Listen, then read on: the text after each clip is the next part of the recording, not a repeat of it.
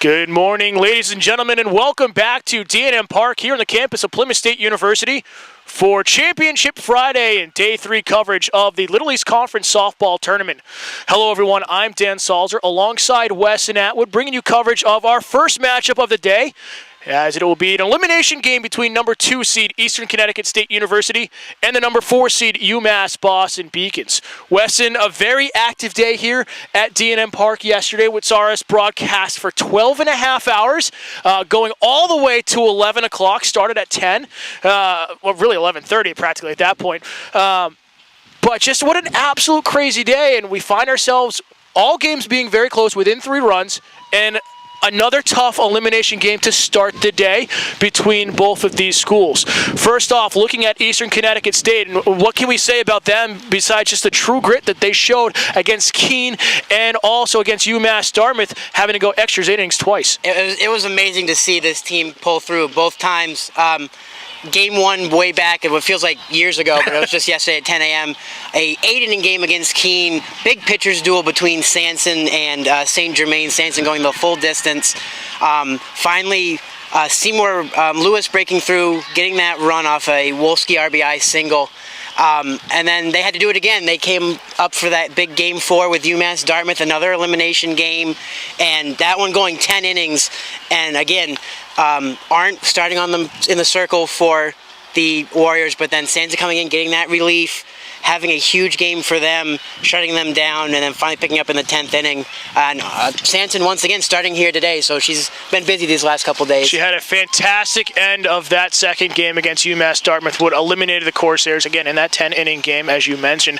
On the other side of the diamond, UMass Boston, wonder if they're a little bit weary right now, having to play Plymouth State, what was supposed to be 6 o'clock originally scheduled, ended up being a 9 o'clock start with how long the games took yesterday. So finishing up very late. That's why this 9 o'clock game has been pushed back an hour just to give them a little bit more recovery time.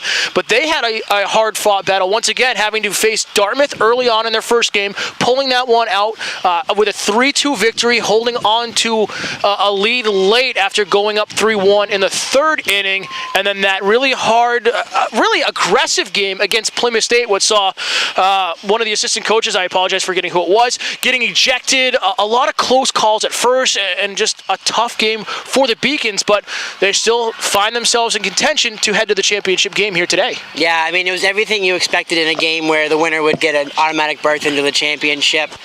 Boston playing a tough game against the Panthers, just coming up short, and really, as you said, it was about 10:57 when that game finally got over, so it was kind of a good call. As much as the weather is horrible right now, kind of a good call to give them that little extra hour of rest before this one here today. So practice is finishing up here for UMass Boston. We'll take a quick commercial break. When we come back, we'll have the starting lineups and the national anthem here on Championship Friday and Day 3 of the Little East Conference Softball Tournament. Stay with us.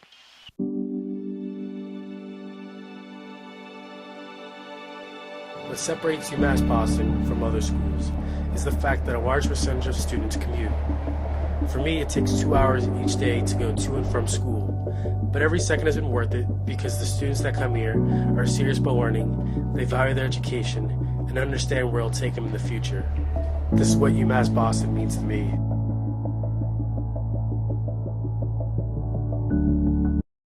The University of Massachusetts Boston, with its scenic oceanfront campus, easily accessible to downtown Boston, is recognized as a model of excellence for urban public universities. 16 NCAA Division III sports are part of the more than 100 student organizations that create an engaging campus life in America's biggest and best college town. UMass Boston, Boston's urban public research university for the 21st century. The University of Massachusetts Boston. It's just minutes from downtown, and the Princeton Review calls it one of the best values in the country. A nationally recognized institution of academic excellence and research, UMass Boston offers more than 150 undergraduate and graduate programs, 16 Division III sports, and more than 100 student organizations. To learn more about the opportunities waiting for you at UMass Boston, visit in person or online. UMass Boston, a research university with a teaching soul. Fans, welcome back to D&M Park. We're about to have the lineup exchanges at home plate with the coaches meeting. And at this time, as we're going to be skipping the national anthem and lineup due to the rain, trying to get this game in, Weston, what is the batting order first for UMass Boston? All right, so leading off, playing left field, will be number 12, Gia Raczkowski. Batting second baseman, number 7, Caitlin Morse. Batting third, catcher, number 9, Roxanne Vento. Batting fourth, the right fielder, number 16, Gia Raczkowski. Batting in the 5-hole, designated player, number 15, Taylor Paulina. Batting sixth, first baseman, number 19, Lauren Mitsiaris. Batting seventh, third baseman, number 14, Alyssa Tully. Batting eighth, a new player here, we didn't see her yesterday, center fielder, number 5, Giovanna Bonilla. And then batting ninth, the shortstop, number 3, Gigi Braga. Defensively for Eastern Connecticut State, it'll be Hogden behind the plate, catching for Sanson, Valentine at first, Georgetta at second, Piscinelli at shortstop, and Wolski at third. Left to right, and you're out for outfield, Seymour, Bardos, and DeFeo. In the circle for the Eastern Connecticut State Warriors for the first game will be Morgan Sanson. Sanson, 3.43 ERA, 5 wins, 6 losses. She has 85.2 innings pitched, as we said, pitching both games yesterday and starting in relief. So we'll see if she has a little bit of fatigue early on here in this first game. So we're going to keep the camera on the field right now, but stay with us as we're wrapping up warm-ups. We get set for Game 1 here on Day 3 action of the Little East Conference Softball Tournament.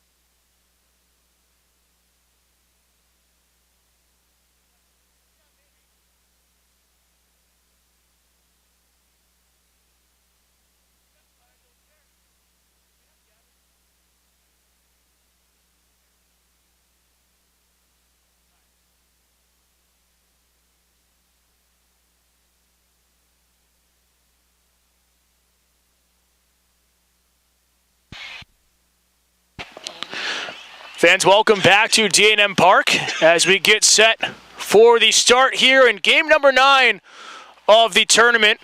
And again, due to the weather, we're going to forego the starting lineup and national anthem just to try to get the game in. As we looked at the radar, Weston, and the weather is approaching a little bit heavier down to ourselves. So trying to get at least this game in before the championship later. Yeah, definitely some inclement weather approaching It's only 7 innings here in this first game. Hopefully, I mean, we have seen some extra inning games here. Don't want to jinx anything, but it's too early for that. We'll see what happens here. This is going to be a big elimination game, though. We've seen, as mentioned, Eastern Connecticut, back-to-back elimination games, clawing their way back. 18 total innings of softball to get to this point here. And then UMass Boston getting their first loss late last night. We'll see how they can answer back. It's going to be interesting to see which team comes out on top here. So, watching the games yesterday that we both called, what do you expect to see in this matchup between Boston and Eastern Connecticut State? You have to imagine it's going to be another kind of pitcher's duel, especially with this weather. It'll be interesting to see how Greenspan and Sanson from both sides are able to get that ball into the plate. And really, what we saw from Eastern Connecticut was in both games, their offense really didn't start clicking until later in the game. So look for them to try to maybe get those bats hot a little bit earlier on, try to get some runs on the board early and often. Again, Greenspan with more rest. She pitched against UMass Dartmouth for UMass Boston in the earlier game. It was Thomas going for the Beacons last night. Sanson pitched twice yesterday, as we said earlier on in our pregame show, and pitched 5.5 innings in relief last night.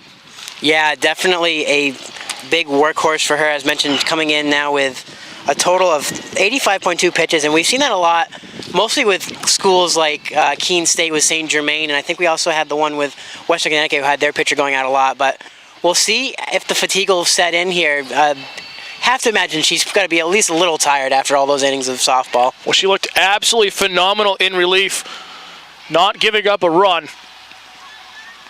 As we get set for the first batter here this morning, it'll be the left fielder, number 12, Gia Raczkowski, for the Beacons. Yeah, Pressback, a 4.02 average after yesterday's contest. 9 RBIs. She has 1 home run this season, 47 total hits. Love the updated stats overnight. It's a beautiful short thing. Turnaround.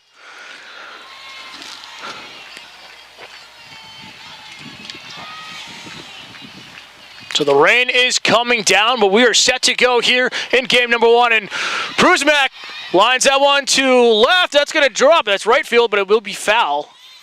Just pulling that one. Yeah, good rain in there. Good track down off the glove of the little right fielder. DeFeo out there. DeFeo, yeah, and just a close play. And right off the glove, you have to wonder if maybe the rain kind of interfered with that a little bit. A hard shot on the first pitch. So a loud strike to get going here as Sanson toes a rubber. Delivery. Down low, missing the strike zone, evens the count at 1-1.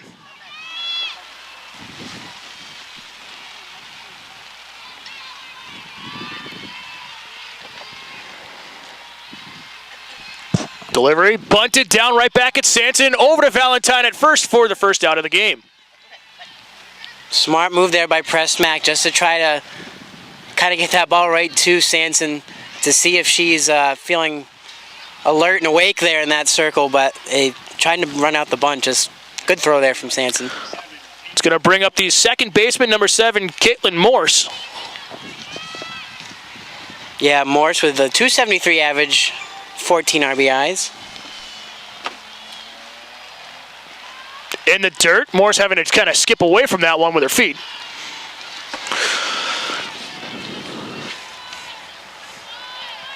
And rain's starting to pick up again here at D&M Park.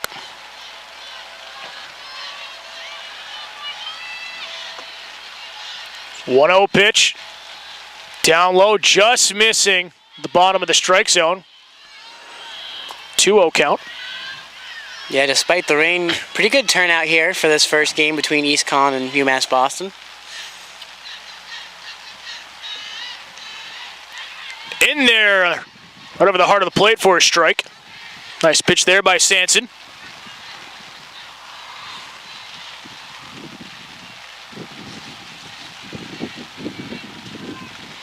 Two-one pitch, swung on, chop foul over the third base dugout. Sanson doing what she did pretty much in that second game against UMass Dartmouth, just getting ahead in counts. Even if she gets down in a count, she can work back and get it to within 2-2 or 3-2. 2-2 pitch. Inside, that's going to hit Morse. Only the second hit by pitch we've seen in the last 2 days. But a runner on for the Beacons here in the top of the first inning. Yeah, a big runner on base now with one out. It's going to bring up the catcher, number 9, Roxanne Vento. Vento, 458, the leading hitter on this Beacons team. 38 total RBIs. Saw Vento with a fantastic catch, I believe, on, was it Morrow last night for Plymouth State on the bunt attempt that was right into the glove? One of the Panthers. It was a beautiful Morrissey. It was Morrissey, that's what it was. Down and away, missing.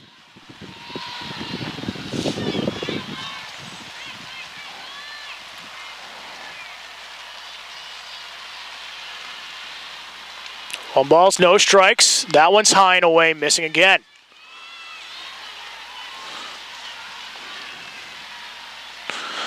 Wind has died down here in Plymouth. All yesterday was coming in from center field.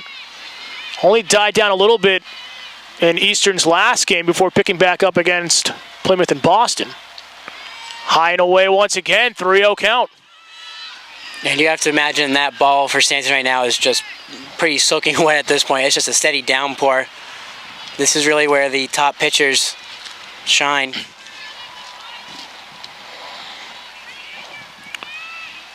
Sanson just getting a little pep talk there from Pissanelli from short.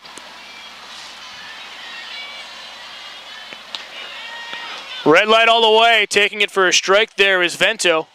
3-1's now the count.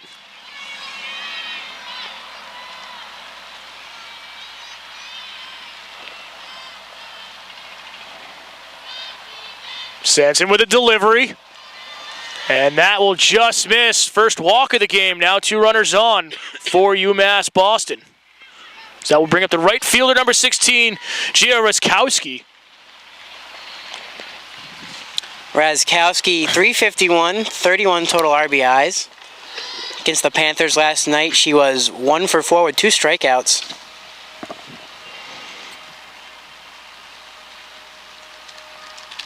As the Warriors have a little confidence in the circle, just try to talk about what they want to do here. Runners on first and second, 1 out. Again, still a chance for a double play. Hard, as you mentioned last night, to turn a double player in softball with the infield much shorter than baseball, but still an opportunity here, kind of a grounder up the middle towards second, quick tag and a throw to first. Valentine, we saw yesterday with a fantastic glove with some great picks at first base, so we know she can get it done.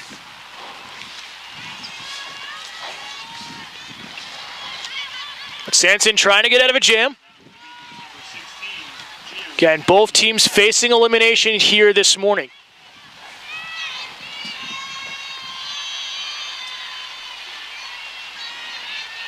Pitch low and away in the dirt.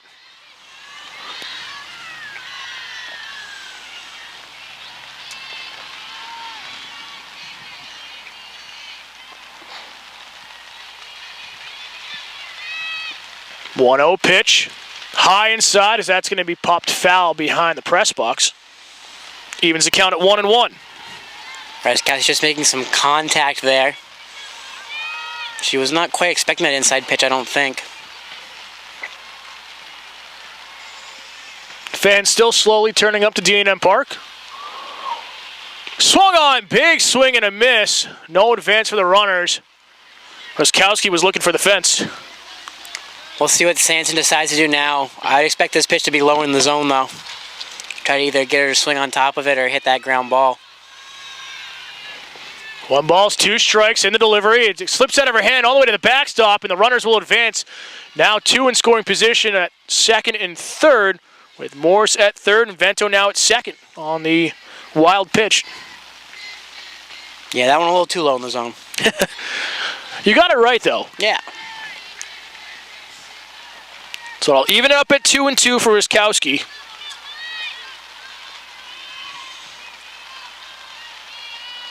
This becomes an even bigger at bat now as both runners in scoring position. Again, still only 1 out here in the top of the first. Swung on, sent to center field, and that's going to drop for a base hit. 1 run home. Runner advances to third there in Vento, and UMass Boston is on the board first. Yeah, a huge first run for the Beacons, scoring wicked early. Morse coming around to score. Now Vento at third, still with only one out. They're going to look to add to that lead. It's going to bring up the designated player here this morning, number 15, Taylor Polina. Polina was playing center field last night. And looked like a kind of a little scary collision for her. Yeah, you have to wonder if maybe that's why she's at the designated player spot today. Was definitely having some knee pain after that collision last night. Good to see her, though. She did come right back up to the plate to lead off the next inning, though. Yeah, I was about to say, she collided with Prusmack coming in from left field, and it looked like they made knee contact, but that was the third out of the inning, and then right away we saw Paulina right at bat, and she got a very loud out to center field, but it was great to see that she was okay to continue. Paulina does have a .306 average with 1 home run, 18 total RBIs. Fastball in there for a strike, down and in. Good job by Stanton to get ahead on Paulina. You've given up a run, given up about a walk and a hit. You really need to make sure you can start getting some outs here. 0-1 pitch from Sanson, swung on. That's going to be chopped fouled on the first base side, up and over the bleachers. Yeah, big 0-2 hole now. Again, we're look for the strikeout pitch here, maybe something off speed and low.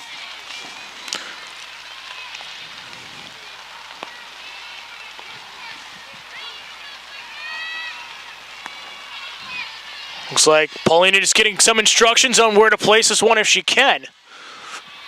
No balls, 2 strikes. Sanson with the delivery. Swung on. It's going to stay in fair play, but it just dropped foul in front of the fence. Looked like Valentine just coming up a couple steps short. One thing we never really saw from this UMass team last night that we saw that Plymouth did really well is they don't play a lot of small ball. And when you have 4 hitters with a 400-plus average, I mean, you got to be swinging for the fences every time. We saw that against UMass Dartmouth in Game 1 for UMass Boston yesterday. They had some really loud hits, but again, just struggled to get runs across the plate. Found themselves with 2 runners on a couple times that game. Did end up pulling out, again, that 3-2 victory. Once again, 0-2 pitch coming from Sanson. Swung on, a hard shot down the first base line, and that will go out of play. 6th pitch of the at-bat coming here for Paulina. She just once getting in that 0-2 hole, just battles back. Just making contact on whatever she swings at. It's just a little late on that swing, trying to catch up to Sanson's fastball. Again, 0-2, high in the zone. It's going to be sent right at Piscinelli, and she'll grab it out of the air in the liner for the second out of the inning. Little unlucky hit there for Paulina. Nice little shot, but just right into the glove of Piscinelli. So that'll help Eastern Connecticut State now with 2 outs here in the top of the first. And that's going to bring up the first baseman, number 19, Lauren Mitsiaris. Mitsiaris, after yesterday's action, .327 average, 20 RBIs.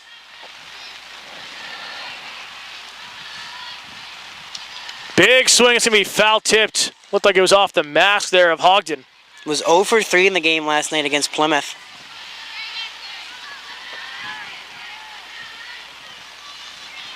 A tough day at the plate for her in that nightcap.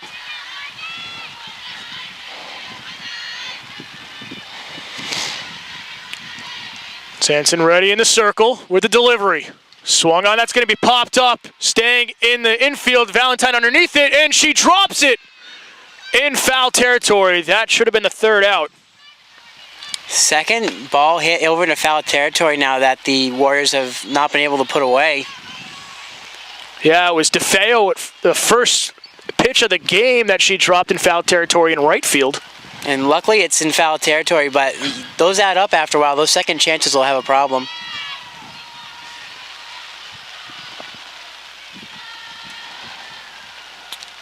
Oh, 2 pitch. High and inside. No throw down to second. And an easy stolen base there for Raczkowski. Yeah, Raczkowski not really known for her speed, only with about 5 or 6 stolen bases this season. Looked like Hogden kind of hesitated behind the plate. 2 in scoring position. The first pitch going to be offered again. And that's going to be down the line for the out. And to Valentine. Puts it away, so Damage done, no, for UMass Boston. They leave 2 on base but get 1 run home. We head to the bottom of the first inning. UMass Boston 1, Eastern Connecticut State University 0.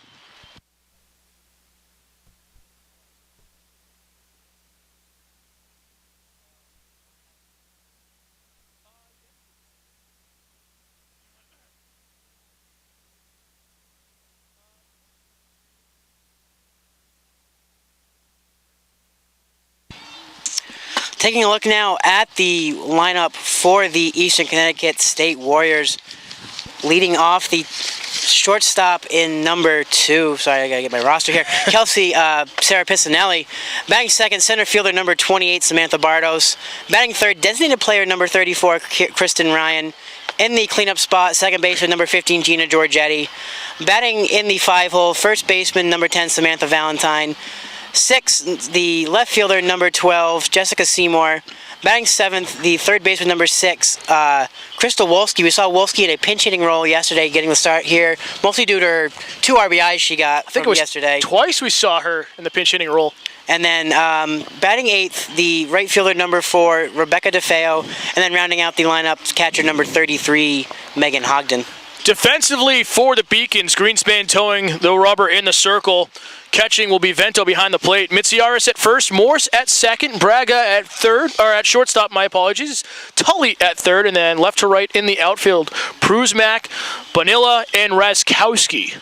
It'll be number 2, Jess Greenspan in the circle. Greenspan a 2.49 ERA, 17 wins, 7 losses. 157.1 total innings pitched. So much like St. Germain for the Keene State Owls, one of those players that you can put in pretty much every game and know she's going to get you outs. 99 total strikeouts, 1 away from the 100th of the season. We'll see if she can pick it up early here. Again, as Weston said, it'll be the shortstop number 2, Sarah Pisanelli, leading off here for the Warriors in the bottom of the first inning. Again, on this rainy Friday morning from D&M Park on the campus of Plymouth State University. Yeah, Pisanelli, 315 with a total of 21 RBIs. Greenspan high and away in the first pitch.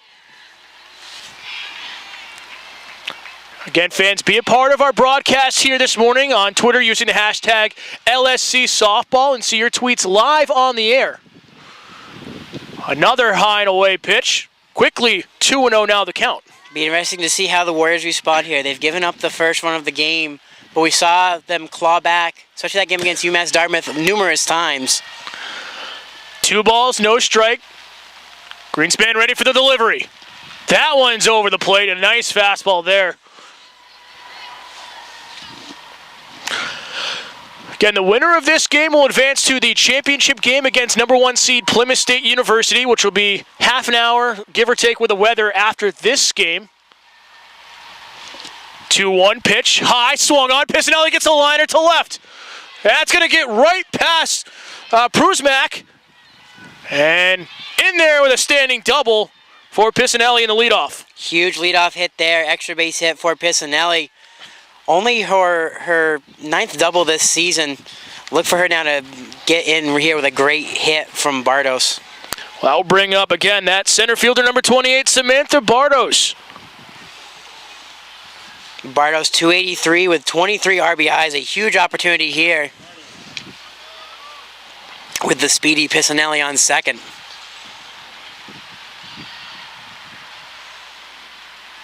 She shows bunt, lays one down right in front of Vento. Vento throws down to first for the out, but it'll advance Pisanelli to third.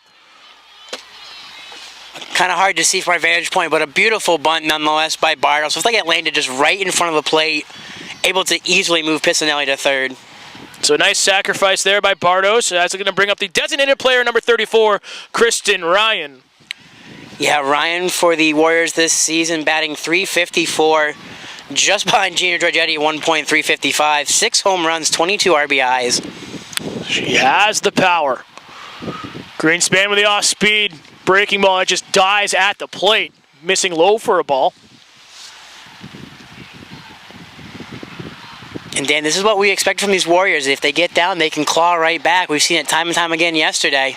Looks like they're going to head for that here as well in this other game this morning. Swung on, hard shot, sent to left. That's going to drop fair. Pisanelli comes home to score, and we're tied at 1. Charging into second. And Ryan's in there with a double. An RBI double for Ryan now. 23 RBIs on the season. Huge one there to tie this game up. So just like that, the Warriors come back and tie it here in the bottom of the first inning, as that's going to bring up the cleanup spot, the second baseman, number 15, Gia Raczkowski. Yeah, Giorgetti, as mentioned, 355 average, 1 home run, 16 RBIs, 486 slugging percentage, as she's been able to get some pretty good extra base hits. Greenspan still looking for her 100th strikeout of the season. That's a high, hard shot, but it'll get foul out of play. Just getting underneath it is Giorgetti. Fan trying to make a catch, getting just behind him. We saw a couple of nice catches in that third base bleacher yesterday from some fans. 0-1 pitch coming from Greenspan. Delivery. Breaking ball on the outside part of the plate, misses low and away. Evens it up at 1-1. Yeah, we saw every ball hit out of play except the home run basically yesterday. That wind just, again, knocked everything down as soon as it got up over the press box height. Oh, just missing that top corner. Greenspan doing well, working the batter's eyes, going high, now low.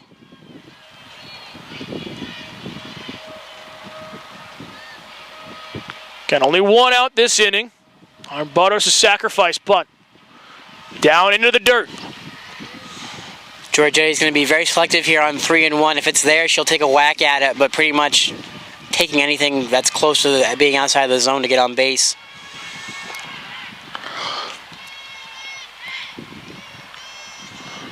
Greenspan toes the rubber. Now the delivery once again. High and away, and it's ball 4. So the first walk given up by Greenspan.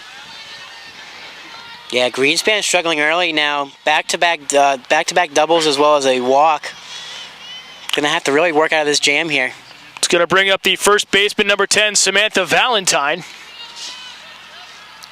Valentine this season for the Warriors is not on the stat sheet.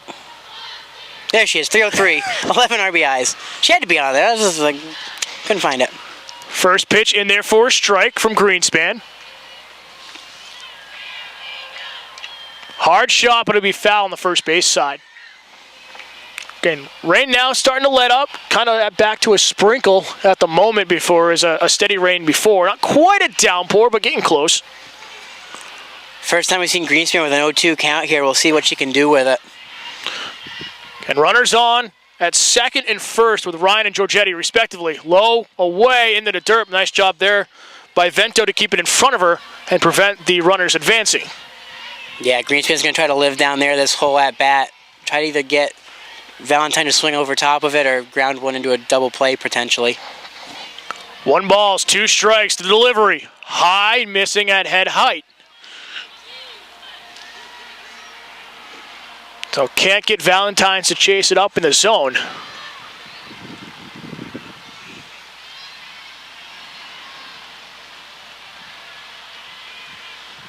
Two-two pitch.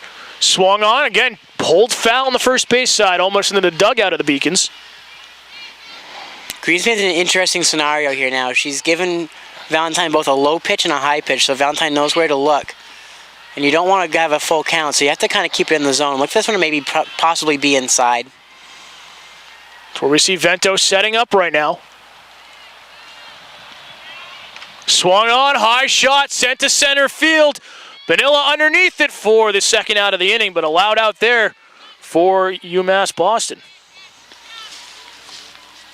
Yeah, good read by Bonilla, just making sure that, especially with this rain being the way it is, you have to be able to get on there, camp under it pretty good. Good job to put that one away for the second out. Bring up the left fielder, number 12, Jessica Seymour. I could never read pop-ups even in normal weather, so I can't imagine how much fun it is in the rain. Vento frames it, can't get the call, missing high and away, ball 1. Yeah, Seymour, 300 average with 11 RBIs, 33 total hits. 1 ball, no strikes, again missing away.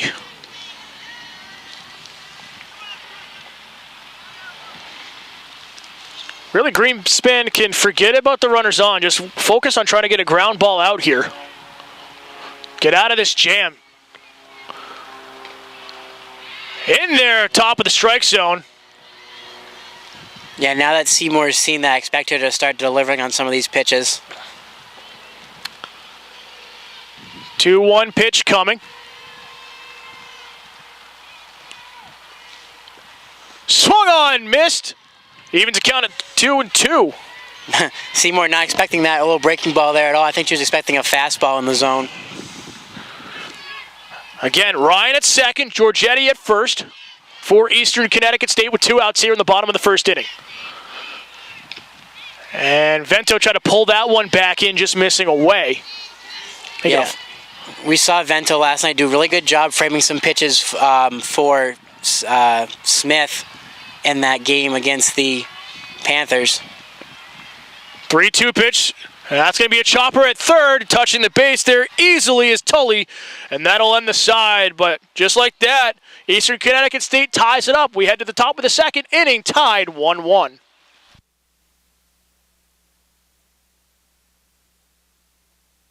The University of Massachusetts Boston. It's just minutes from downtown, and the Princeton Review calls it one of the best values in the country. A nationally recognized institution of academic excellence and research, UMass Boston offers more than 150 undergraduate and graduate programs, 16 Division III sports, and more than 100 student organizations. To learn more about the opportunities waiting for you at UMass Boston, visit in person or online. UMass Boston, a research university with a teaching soul. Paris changed my life, and I got there through UMass. Those very specific seminal moments in Paris, the subway. A man in a tuxedo walked in, and a woman in a long gown, and it was stunning. It all hit me. It was like a lightning bolt. There was this world of beauty and style that I wanted to be a part of. That was the beginning of the journey, and that all came through the University of Massachusetts, and that was really a key moment for me. That's one of those moments you never forget. Back here for the top of the second inning. And it'll be the 7, 8, 9 due up for the Beacons. It'll be Alyssa Tully, Giovanni Bonilla, and Gigi Braga. That's going to mess me up all day at the bottom of the order. Do you to correct myself, it was Amy Thomas who pitched for the Beacons last night.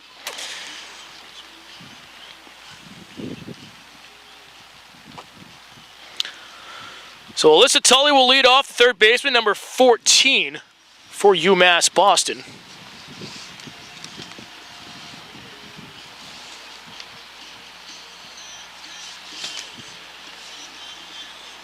Yeah, Tully, the third baseman, number 14, having a great day. Sorry, Our notes are all a mess right now. I'm kind of in a daze here right now.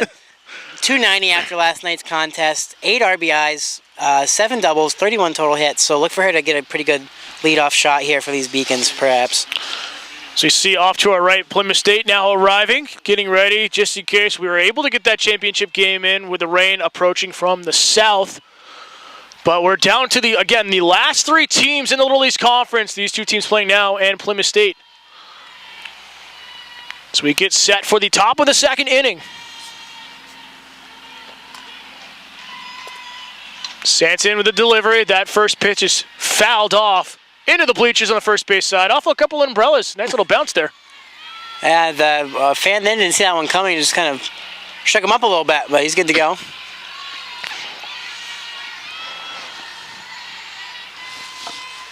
I saw Sanson struggle her first inning of work as that one's right back up the middle to her. Little flick over to Valentine for the first out. Yeah, big first out there. They had the leadoff, well, not the leadoff runner, they got the leadoff runner last time, but now they have to keep this up, try to get a 1-2-3 inning. They don't want to give up any more base runners in this inning. Well, that'll bring up the center fielder, number 5, Giovanna Bonilla. Again, Bonilla did not start in center field yesterday. Yeah, first time I've seen Bonilla. I believe she had a pinch hitting per either a pinch hit or a pinch run, but 135 average with 5 RBIs, 1 RBI, and 5 total hits. First pitch in there for a strike. 0-1 pitch. That's going to be right at second base, and Giorgetti over to Valentine for the first out. 2 quick outs there on 3 pitches. Second. Braga. Second out. We'll get it right. I mean, 12 and a half hours yesterday. Yeah.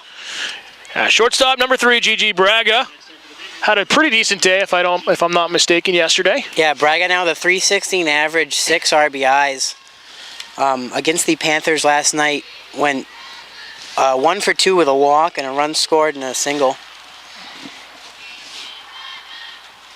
High, just missing inside.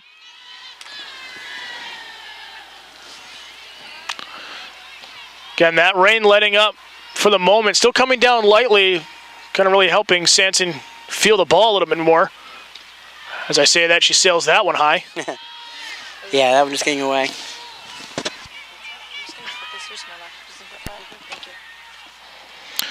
So quickly an 0-2 count. 2-0. That's what I meant, 2-0. Again, we're all a mess today. It's all messy today. Braga swung on. It's going to be just rolling foul on the third base side.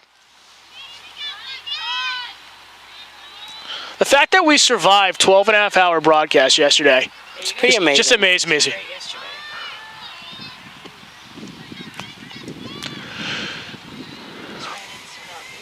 So 2-1 pitch now after the foul ball.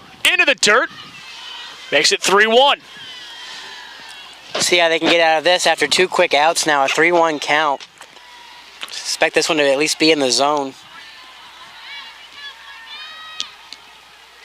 Now Giorgetti with a little pep talk from second for Sanson.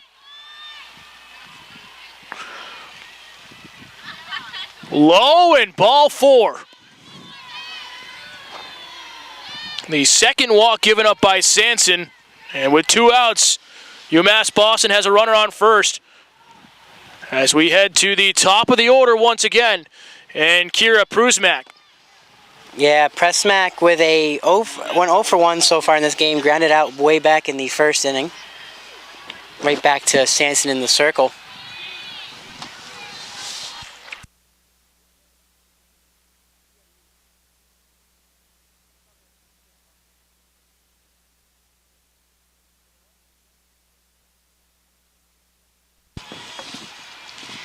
So first pitch missing there for a ball. Prusmak, little chopper in the infield, throw over to first for the out that ends the side. Nice pickup there by Wolski coming in at the corner. And getting out of the jam once again is Sanson. We head to the bottom of the second, still tied 1-1.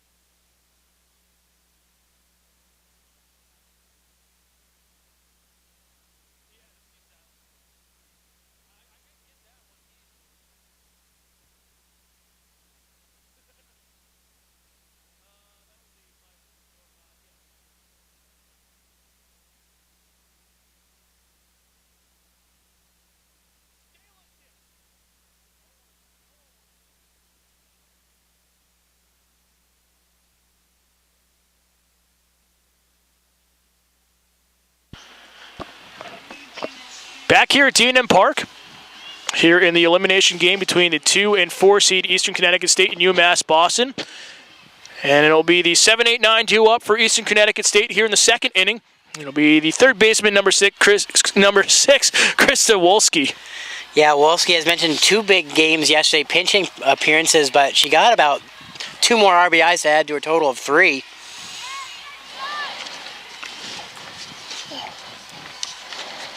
Well, in personal curiosity, she entered play with about a 100 average. We'll see what that's got bumped up to after those big hits. First pitch in there for a strike, swung on. That's going to be a hard shot at Tully at third, over to first. for the out. Nice pick there by Mitsiaris at first. Yeah, Mitsiaris with a huge play there to keep that one from going out of play. Quick first out for the Warriors. Bring up the 8-hitter, the right fielder, number 4, Rebecca DeFeo. DeFeo now with a .279 average, 4 RBIs.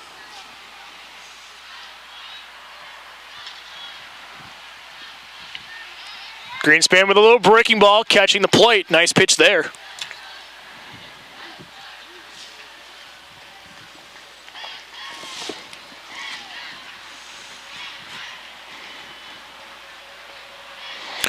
Oh, 1 pitch. Catching the inside part of the black. Beautiful there, quickly. 0-2. Yeah, Greenspan doing a good job on the inside part there. Also a good job being framed there by Vento. Big 0-2 pitch here as Greenspan looks for a 100th strikeout this season. High, a little bit of chin music. Looking for that, as you said. Just held on to it a little bit too long. She's shown DeFeo the high pitch. Watch for her to go low now. 1 ball, 2 strikes. Greenspan with the delivery. Swung on, miss, and that's her 100th strikeout. Yeah, big strikeout there. For Greenspan, 100 on the season, that's a pretty huge accomplishment. Circular teammates come in, give her a high five, and now there's 2 down here in the inning. Bring up the catcher, number 33, Megan Hogden. Hogden banging the 9-hole once again. An .083 average, 3 RBIs. Offering that first pitch, but it'll be sent foul down the third base side. Again, rain's starting to pick up once again here at D&M Park. Hogden going 0 for 5 in that first game, that game against UMass Dartmouth, the 10-inning affair. Just really struggling at the plate right now. 2 outs, no one on here in the bottom of the second inning. 0-1 count, into the dirt, evens it up at 1-1. Looking down at first, no offer.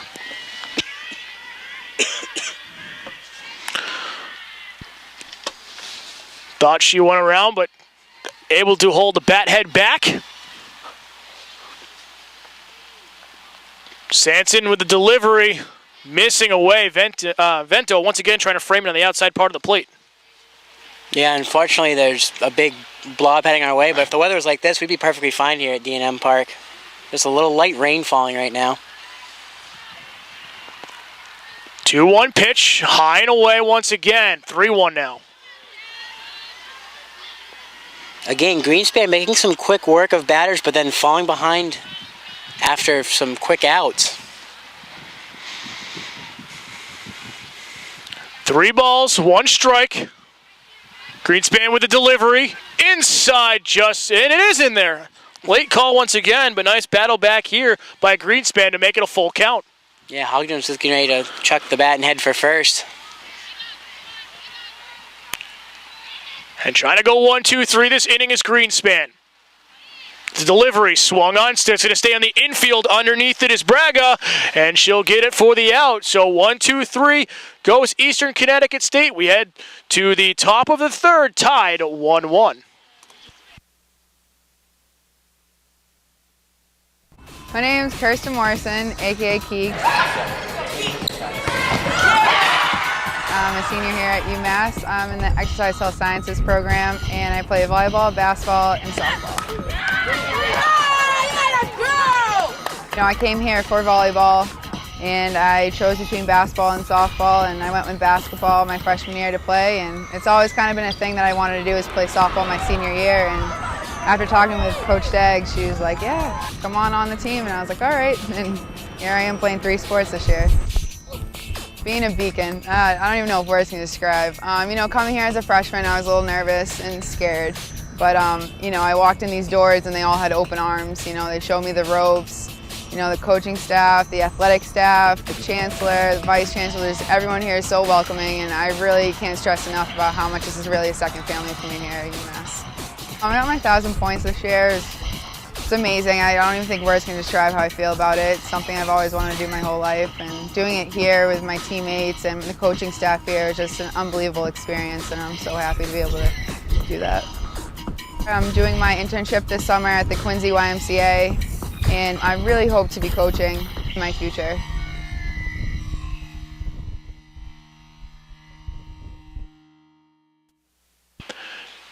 Back here for the top of the third inning. And due up for UMass Boston will be Caitlin Morris, Roxanne Vento, and Gia Raczkowski. Yeah, back to the tooth. I'm on the wrong side of the thing. Let's put this here.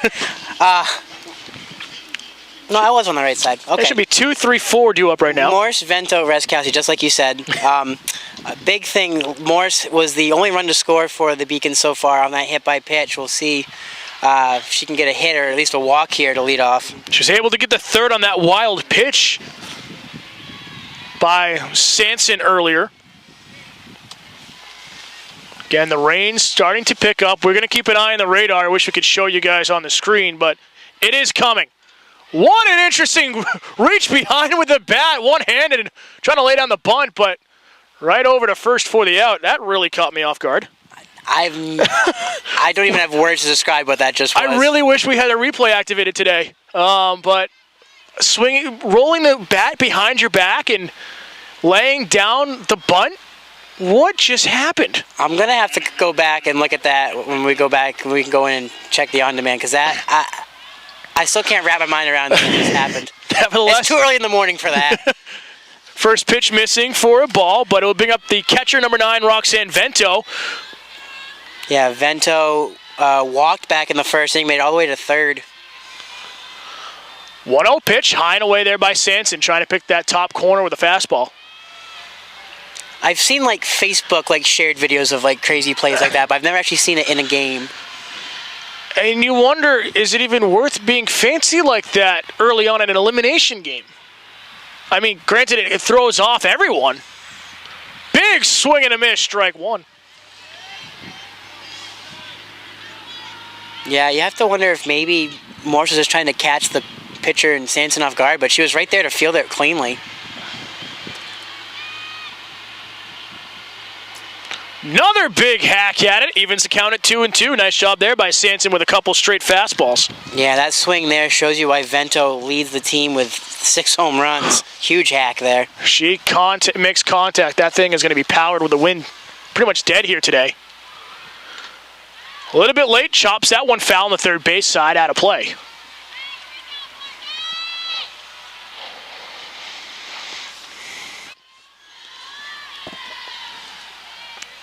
If I'm not mistaken, Wes, in the first full count that Sanson has found herself in pitching here today. You are not mistaken. Ooh, glad I could do something right. 3 balls, 2 strikes, 1 out here in the top of the third. Big swing. Vento gets that popped up, though, into shallow center. And easily underneath it is Bardos for the second out.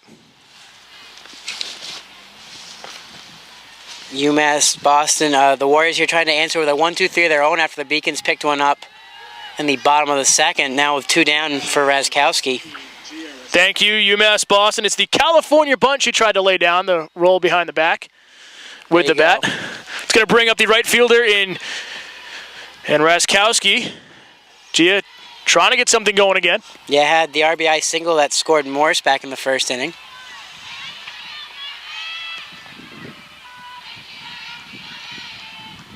I believe that first one missed for a ball on the inside. Again, the scoreboard kind of, you would think after, 6 hours of sleep would be able to catch up with this. Big hack sent to left center field. That's back at the fence. It's going to drop right at the fence.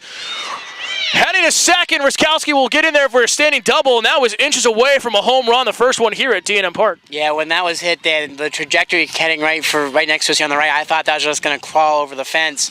But nonetheless, now 2 for 2 for Raczkowski, a huge double there. Having herself a fantastic morning, as that will bring up the designated player, number 15, Taylor Polina. Yeah, Paulina lined out right to the there's that laser shot back in the first inning to Piscinelli, who just popped it away for the out.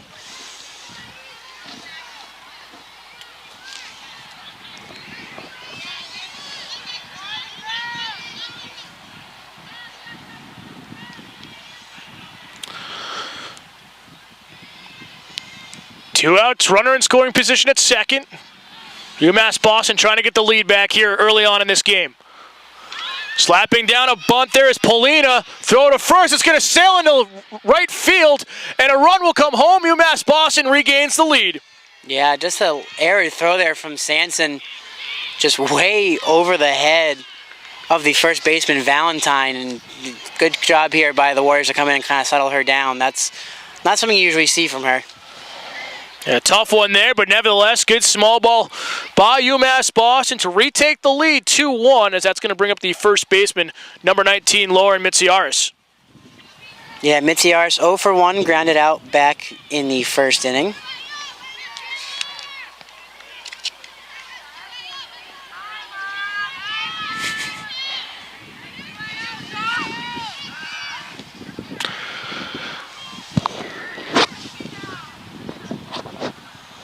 Getting a little discussion behind home plate.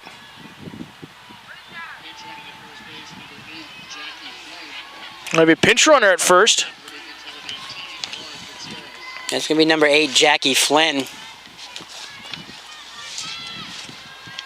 Again, you wonder if that's because of Paulina's contact with the knee, as that's going to roll to the backstop. Flynn off to second, and she's out at second to end the side. Huge gun down there by the catcher in Hogden to get the final out of this inning. So a bobble by Hogden behind, a nice throw down to second, not enough speed by Flynn as we head to the bottom of the third, but the damage has been done. UMass Boston leads Eastern Connecticut State 2-1.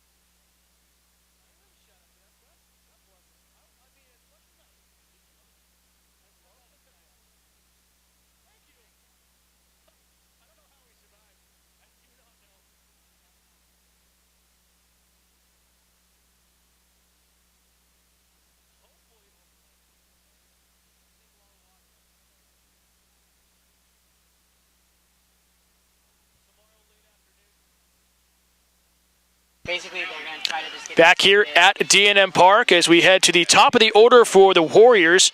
1, 2, 3 due up, as it'll be the shortstop's number 2, Sarah Piscinelli, leading off here. Yeah, Piscinelli led off the inning with a bang, a big double later, came around to score for Eastern Connecticut back in the very first inning. Off-speed pitch there by Greenspan, just missing low at the plate.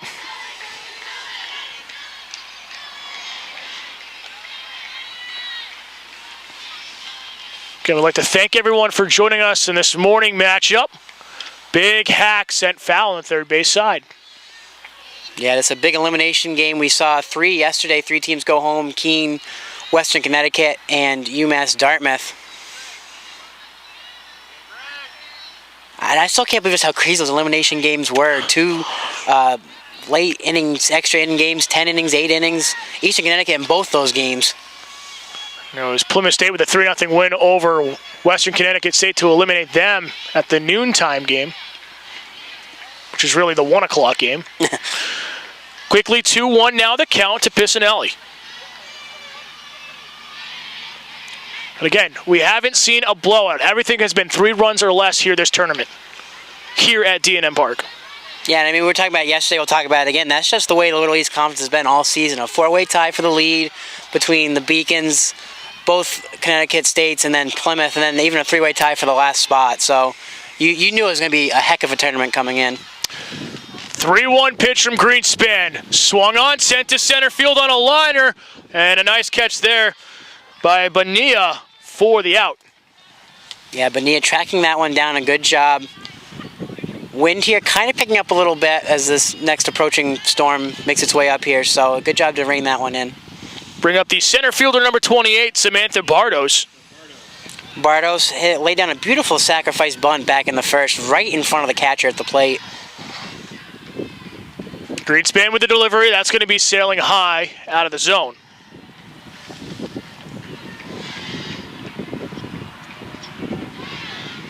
Again, it is spring fling weekend here at Plymouth State University, so we'll have, I don't even know who the concert is tomorrow. Hoodie Allen is who we got this spring fling. I don't even know who Hoodie Allen is. I have no idea who that is. But I voted for Dustin Lynch myself, but I was a little bummed that one didn't happen. Greenspan gets that one to fall for a strike, evens the count at 1-1. Now the delivery swung on, it'll be foul tip to the backstop.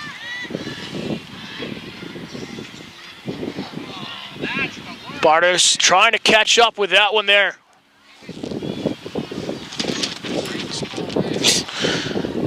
Wind everywhere. I don't know, it's played havoc with us yesterday. Now it's just cold. The delivery, off speed, down and away, missing the corner. We're leaving it up at 2-2. Greenspan already with one strikeout in this game. He's going to try to keep this one low here, you got to imagine, to pick up her second. Again, she picked up that first one with her 100th strikeout of the season. And Vento once again framing it, just can't get the call. It makes it a full count. Yeah, beautiful frame job there by Vento. Thought they were going to give it to her for a second. Third full count against Greenspan here today.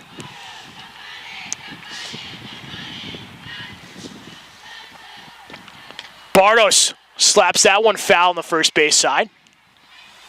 Just staying alive right now. Nice defensive swing there at the plate.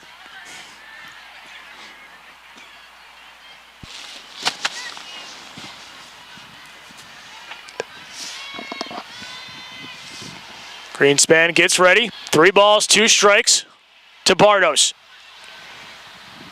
Big swing and a miss in the dirt, and she'll be tagged for the out. Second one of the inning. Yeah, Bardos has been chasing those low pitches that whole at bat. Greenspan get a good one down low out of the zone. Bardos just couldn't resist. So that will bring up the 3 spot, the designated player number 34, Kristen Ryan. Ryan had the RBI double back in that first inning. That scored Piscinelli. Looking to keep the hot bat going for her now. Off speed, sits on it, but gets underneath it, and that'll be out of play on the first base side.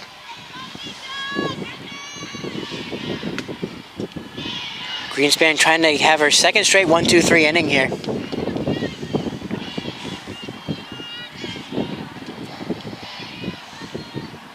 Greenspan's ready with the delivery, low and away, leaving it back up at 1-1.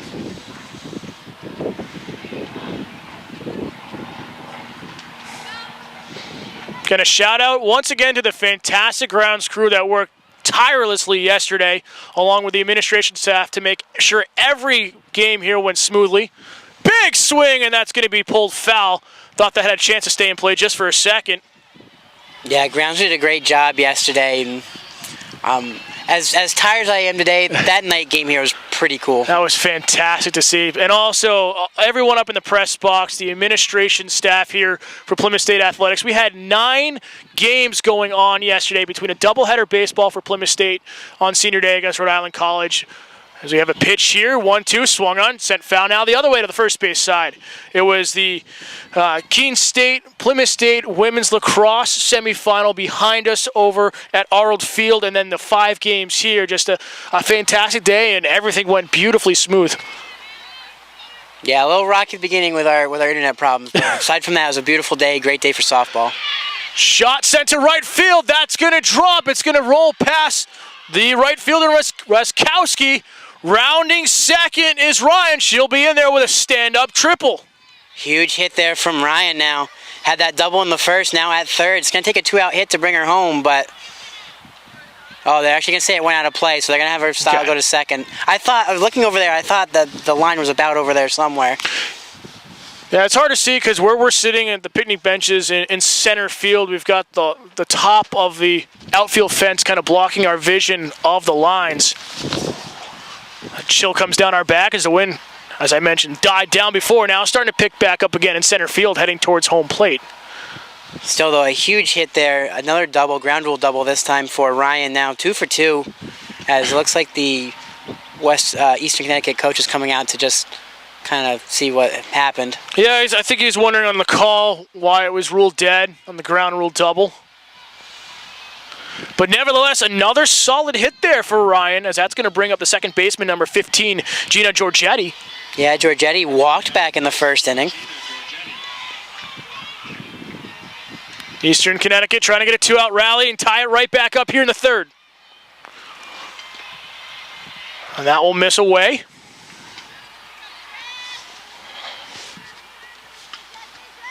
Giorgetti does have the .355 average with 16 RBIs. A big opportunity here if she can get a two-out base knock. Big swing and a miss. Nice pitch there by Greenspan down in the zone. Yeah, a little down-breaking ball. Giorgetti was not expecting that at all. Trying to catch up with it, just swung over the top. Evens that count up again at 1-1. Greenspan with the delivery, off speed. It's going to be a floater and a nice diving play there by Morris at second base for the third out.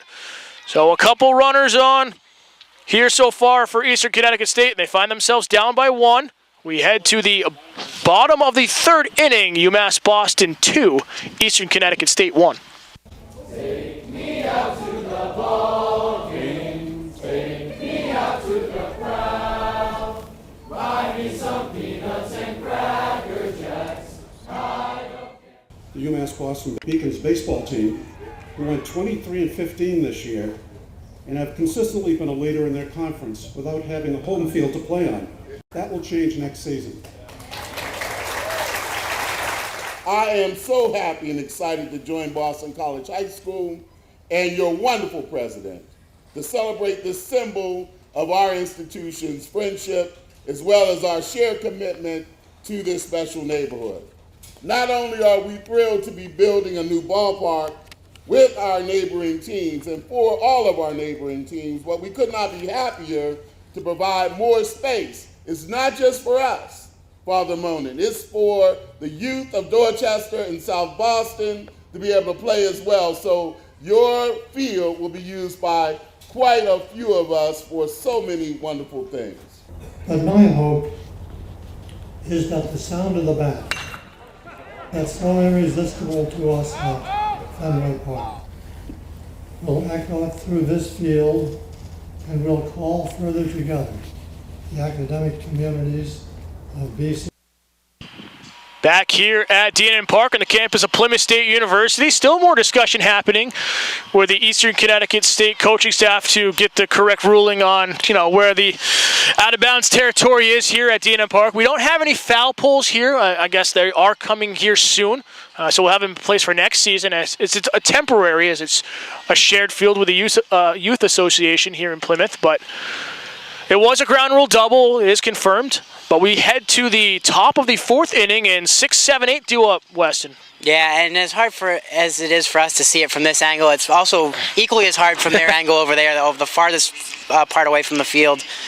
But a good call there, ground rule double. As Mitziar steps to the plate, Mitziar's 0 for 1, grounded out back in the first inning. Takes a fastball high and inside for a ball. Yeah, Mitziar's, Tully, and Bonilla due up.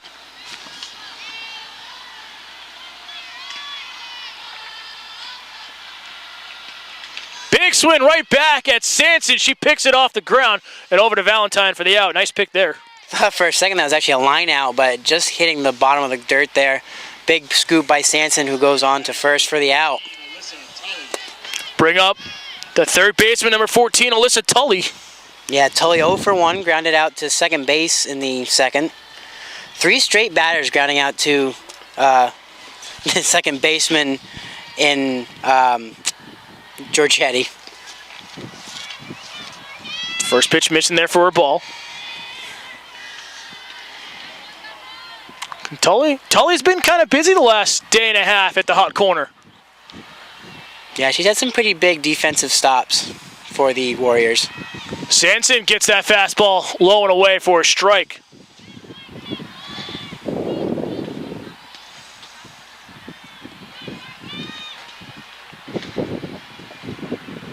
One pitch, high, swung on, pop foul behind the press box. Tully has to protect here now, a 1-2 count. Anything close, she will be swinging.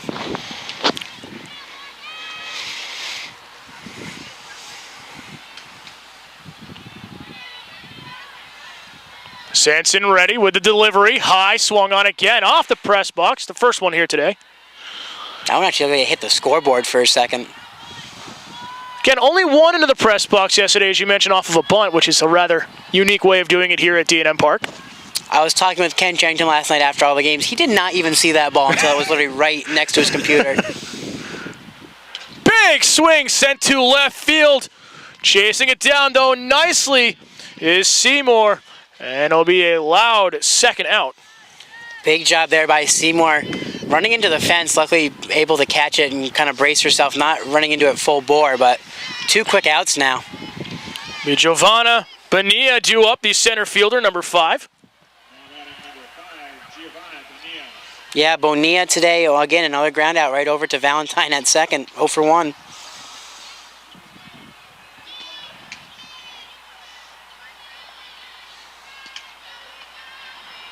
Sanson again with the first pitch high and in.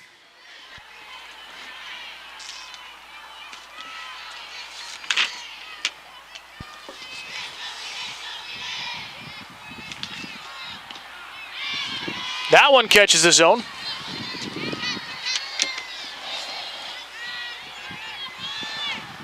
Again, something that Sanson has done so well this tournament, really working all parts of the strike zone, high, low, in and out. Get a big swing and a miss there. Yeah, beautiful low pitch there. Bonilla just swinging over the top of it. We'll see what happens here now, 1 and 2. Sanson's got plenty of options, maybe a high riding fastball. 1-2 pitch. That's going to be skipped in on the dirt. Came off the fingertips there of Sanson. Or a low pitch. Looked like it just kind of rolled to the plate from here. Yeah, definitely got away from her a little bit. We'll see this 2-2 pitch here, how she responds. Again, not raining at the moment here at D&M Park, but we are expecting more heavy rain coming. Looked like that was foul tipped at the plate into the dirt. Yeah, Bonilla just barely getting contact on that one to stay alive. Sanson does not have a 1-2-3 inning yet. She's 1 out, 1 strike away here from picking up her first. She's come close twice.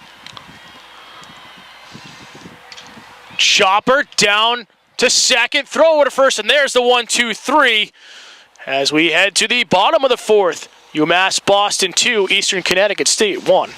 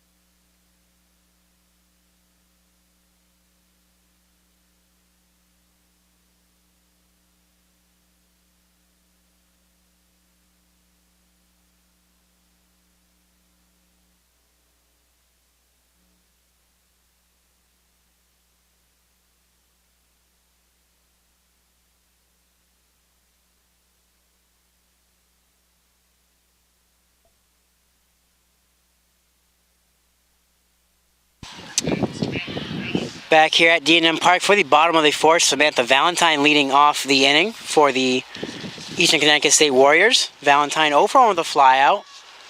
She'll watch that first pitch in there for a called strike.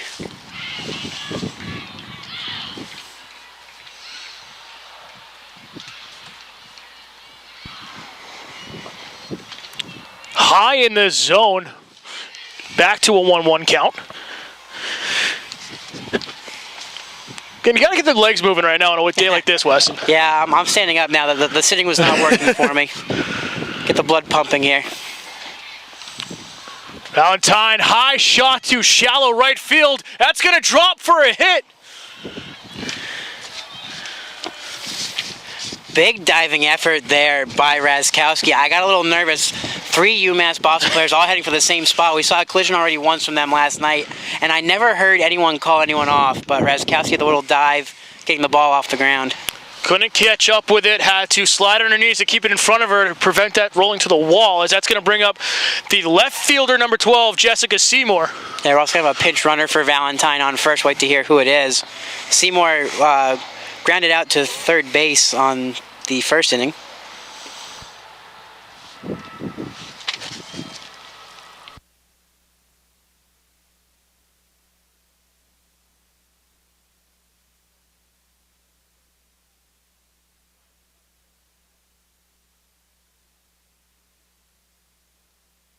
Okay.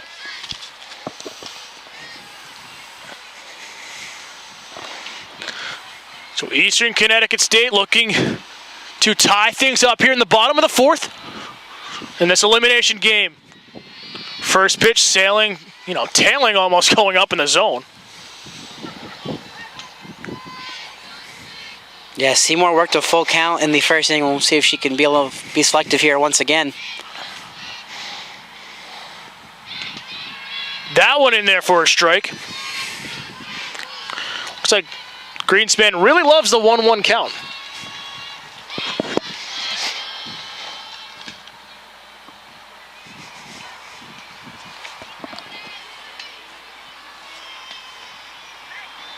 Bunt laid down, and that will roll foul. Yeah, Bartos laid down a beautiful sack bunt in the first. Aside from that, a couple bunts we've seen attempted from these Warriors not able to stay in fair territory. It is Mosher, pinch running at first. Breaking ball away, missing. Evens it up at 2-2.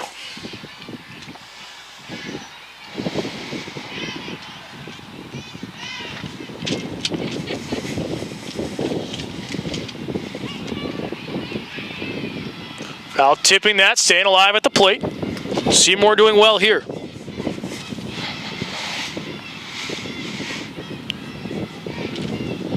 Wind is just not coming right now.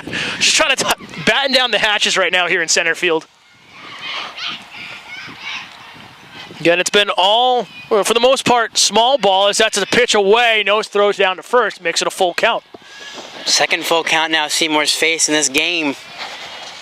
Ended up in a fielder's choice in the first inning. Let's see what she does here.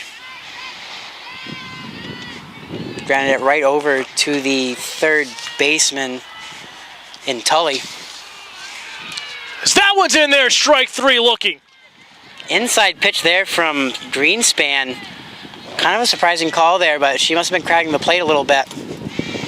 So Greenspan gets her second strikeout of the morning.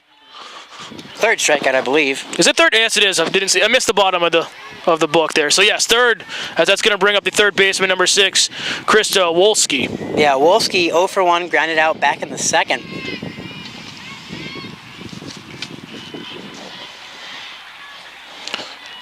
Missing there for a ball.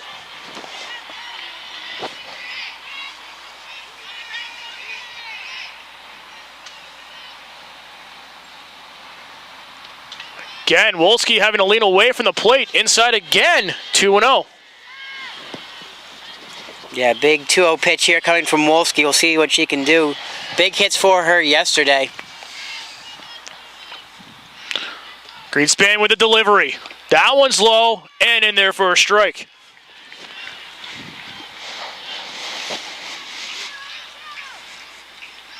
Watch for Greenspan and try to keep something inside here.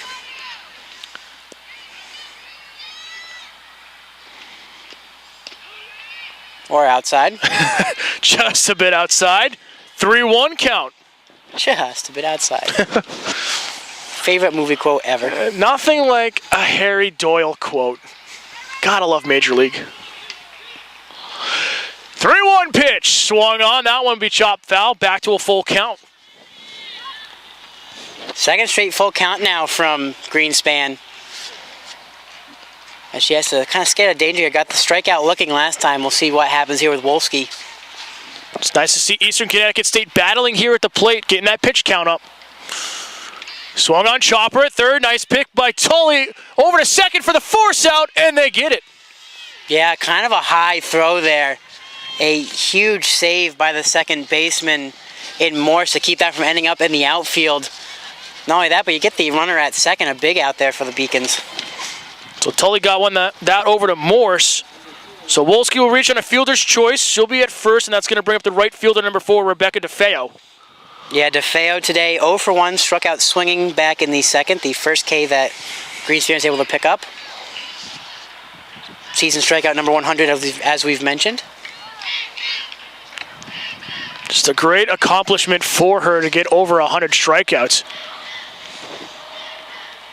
That first one missing for a ball. Liner at Tully again at third. Throw down to first for the out. And that will end the side. Eastern Connecticut gets a couple on base but can't do anything with it. We head to the top of the 5th inning. UMass Boston 2, Eastern Connecticut State 1.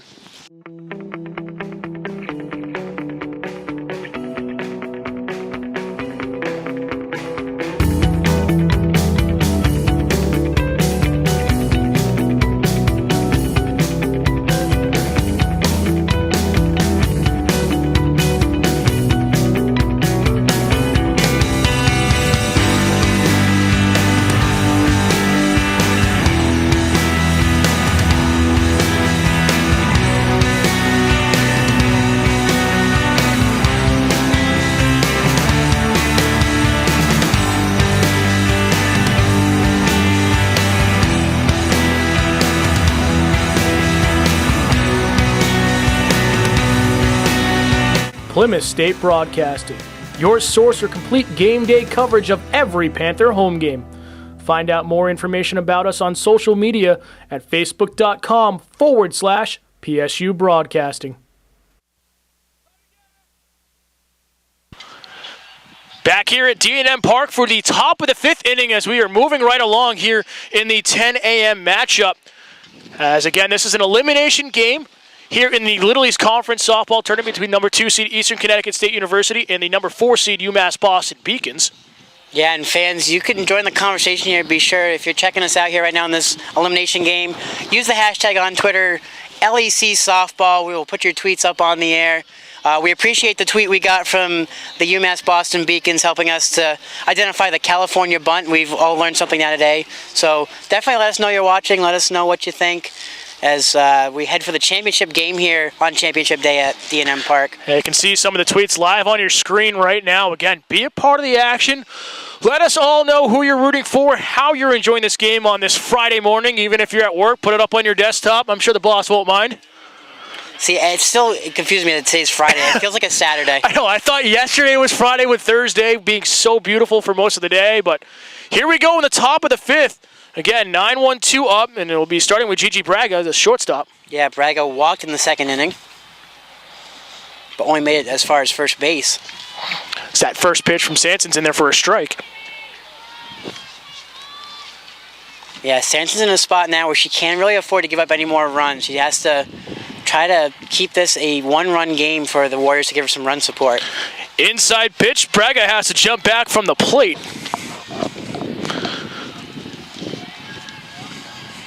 Gotta give a shout out to our cameraman Gavin Cook over there. We get him back now. We haven't had him because of baseball since, was it spring break? Yeah, just about. High and away off the glove there of Hogden.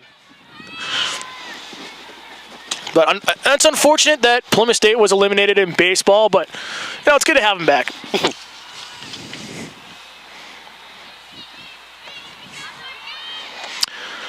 Little visit. Be the 2-1 pitch coming from Sanson. She does have an error as well against her. Is that slowing away? Gotta imagine Braga is going to be taking this pitch unless it's right down the middle. 3-1 count.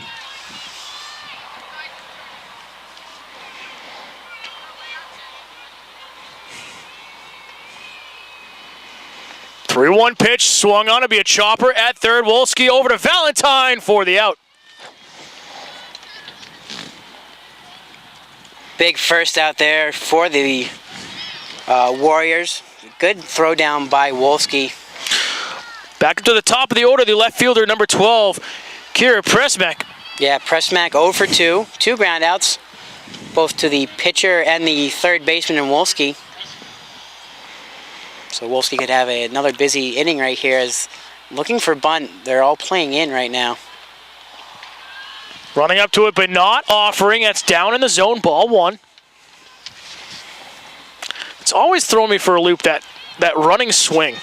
Yeah, and as you mentioned last night, we were talking, it has to kind of affect the strike zone a little bit when the umpire's looking at it. Laying down the bunt, but right into the glove of Hogden, but it is in foul territory. And we'll do it again. Lucky break for Pressmack. If that was fair, she would have easily been gunned down at first. As that ball took an unlucky hop right into the glove of Hogden. Scoreboard has it 0-2. It is a 1-1 count.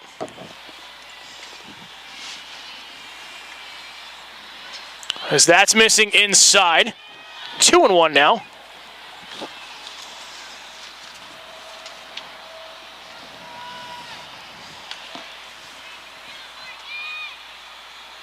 Again, winner of this game going to the LEC championship later on today as the Panthers are warming up behind us at Chase Field. Again, if Plymouth State wins that next game, they win the championship. If Plymouth State were to fall to either winner of this game, we will have a decisive third game scheduled right now for 2 o'clock, as that will be Plymouth State's first loss in this double elimination tournament. And if you're Plymouth, you have to feel good about either opponent you might face here. You've already beaten the Beacons once, and then you swept East Conn in the regular season. That one misses high in the zone. 3-1 now the count. But that being said, this Eastern Connecticut team has been just crazy in this tournament. 2 elimination games, back-to-back extra inning games, coming away with victories. Pressmack trying to lay down the bump, but it's popped up, and Sanson will grab that out of the air for the second out. Quick 2 outs now. Smith looking for her second straight 1-2-3 inning here. I know. Sanson, not Smith. I know, Yeah. we're looking at books from yesterday, but that will bring up the second baseman, number 7, Caitlin Morse. I knew it as soon as I said it. I just couldn't stop myself. The brain was running, the mouth was running. It's like a slow motion train wreck. Again, we apologize. We have been going nonstop essentially for 2 days, so bear with us. Big cut there. Morse was hit by the pitch back in the first, came around to score the run, then also grounded out in the third. Trying to put that one over in the ice arena with that swing. Down. Hogden tries to frame it low in the zone, can't get the call, evens it up at 1-1.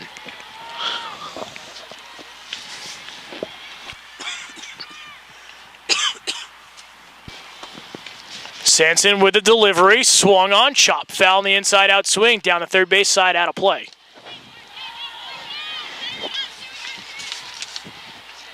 We'll see what Sanson gives here on a 1-2 pitch.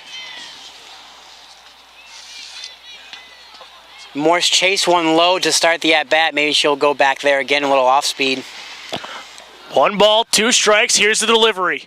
Big swing and a miss, strike 3 to end the side. As we head to the bottom of the 5th, still 2-1 lead, UMass Boston over Eastern Connecticut State University.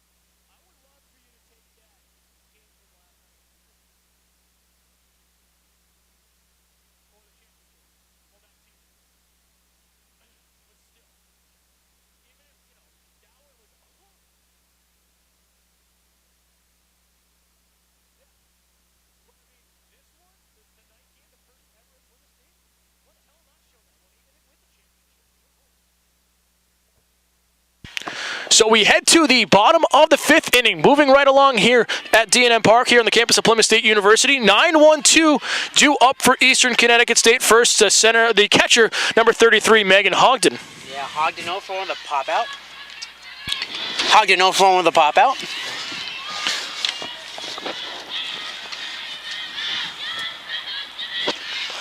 Having a strike on the board. I thought that one missed down and in. I was looking down at the book for a second. Was it actually a ball? Because I wrote down strike 2. All right, so it's a strike it is. I think so. I thought it was a strike. I saw it roll back to the backstop. My apologies. That one framed again by Vento, just missing. Eastern Connecticut State dugout coming alive right now. Yeah, well, we just need to get Sanson some run support here. Big hack, but it's going to be popped up, staying on the dirt. And a nice pick there by Morse at second. Got that first one way back in the first inning. Ever since then,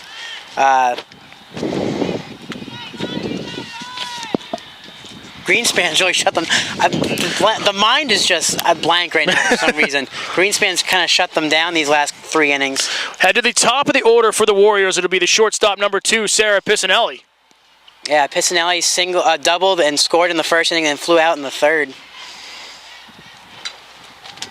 Breaking ball off speed, just missing. I thought that was going to drop in, but it must have been off the plate.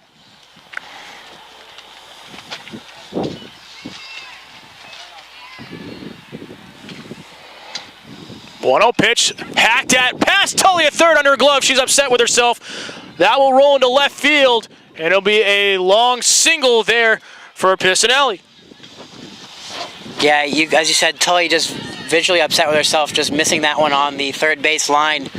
Good job, though, by the left fielder and Pressmack to be able to get that one back in time to just limit it to a single.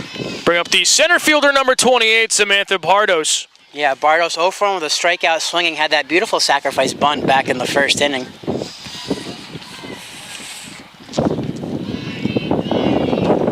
Got the win. We apologize in our headsets. Another swing that's going to be popped up to left field. Pressmack can't get it. It's going to drop for a hit. And it'll be a standing double and 2 runners in scoring position. Pressmack also visually upset there, but now a 1 out, 2 runners on scoring position. Just what the Warriors needed here in this 5th inning. So it looked like Pressmack kind of took a bad angle running in before having to come back to the fence. But nevertheless, Warriors threading here in the bottom of the 5th inning. That's going to bring up the designated player, number 34, Kristen Ryan. And this is exactly who you want up here. The Warriors, Dan, 2 for 2, 2 doubles and an RBI. So we got Piscinelli at third, Bardos at second. 1 out here in the bottom of the 5th. Another swing that's going to be popped up, staying on the dirt on the infield. And a nice pick play there by the first baseman, Mitsiaris, for the second out. That's a huge first pitch out there from Ryan. 2 for 2 on the day. You get it a pop-up right to Mitsiaris. Now it's going to take at least a hit to bring those runners home. We'll bring up the second baseman, number 15, Gina Giorgetti. Giorgetti walked back in the first inning, was robbed of a hit in the third when that huge diving catch by the second baseman of Morse. Now just an absolute hot shot at Morris as she laid out to her right to pick that out of the air. Again, the win starting to pick back up again, just like yesterday, coming from center field to home plate.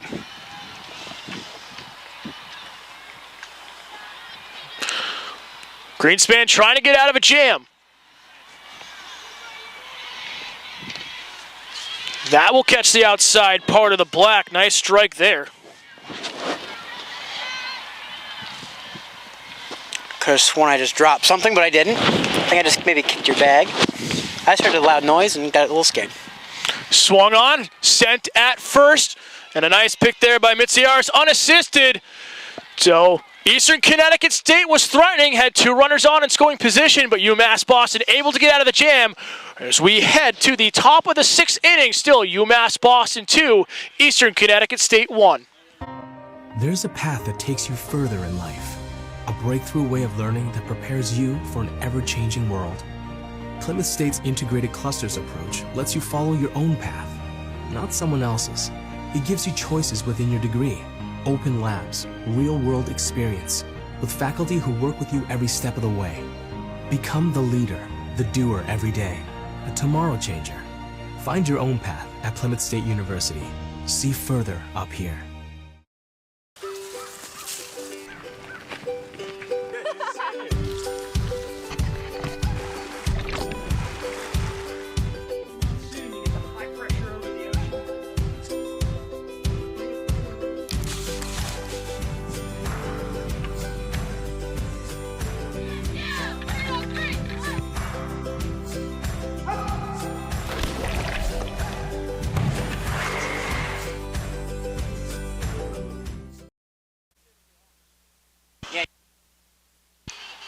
Back here for the top of the 6th inning. Again, moving right along here in this elimination game.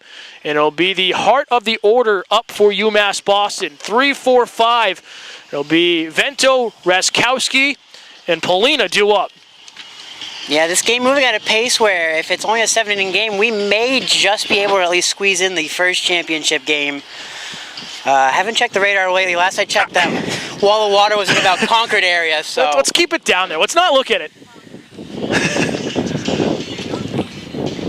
We have confirmation of ladies just come up from Concord. It's not raining, so we might be okay. That's what we like to hear. Optimism at Plymouth. We're going to get this championship today.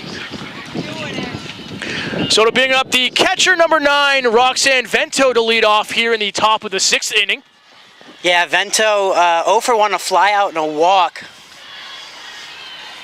Her fly out, a hot shot to center field. Looked for a second like it might get out of here. That one's low in the dirt, ball 1. Vento wearing number 20 last night, number 9 today. Luckily in the program, though, it was both 9 and 20, so I didn't then throw us for a loop. Nice fastball on the outside part. Picks up the strike. Sanson doing well so far. Yeah, Sanson on such short rest, pitching a beautiful masterpiece right now. If only the Warriors could give her some run support. Ogden tries to frame it on the inside corner. Can't get the call. 2-1 now the count.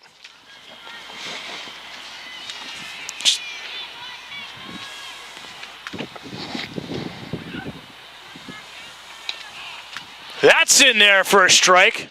Beautiful fastball. Once again, Sanson moving inside outside. This weather's just raw. You know, it doesn't get warm here in Plymouth until about June. Big hack, but that'll be off the bat. Up and out of play over the dugout on the third base side. Keep the count at 2-2. Yeah, we'll see what Sanson decides to throw here. Expect something maybe a little low in the zone. 2-2 pitch. Again, defensive swing, fouling that off, getting underneath it. Staying alive is Vento at the plate.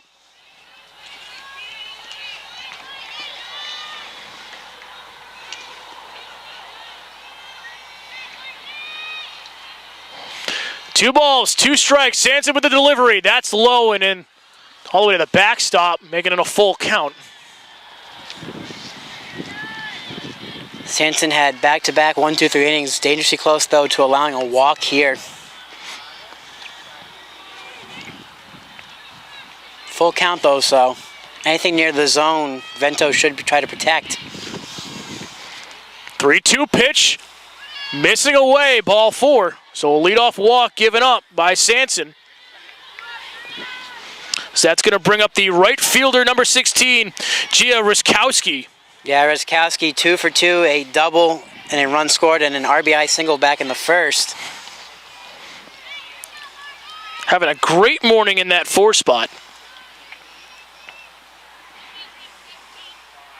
We have a pinch runner at first. Let you try to hear who it is, Wesson.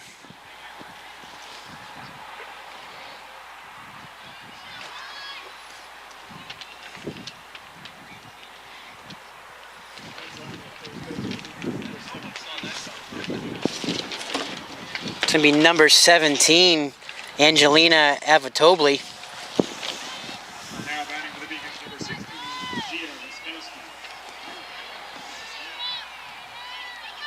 Beacons would love to get just one more insurance run here, a 2-run lead for Greenspan to finish this one out.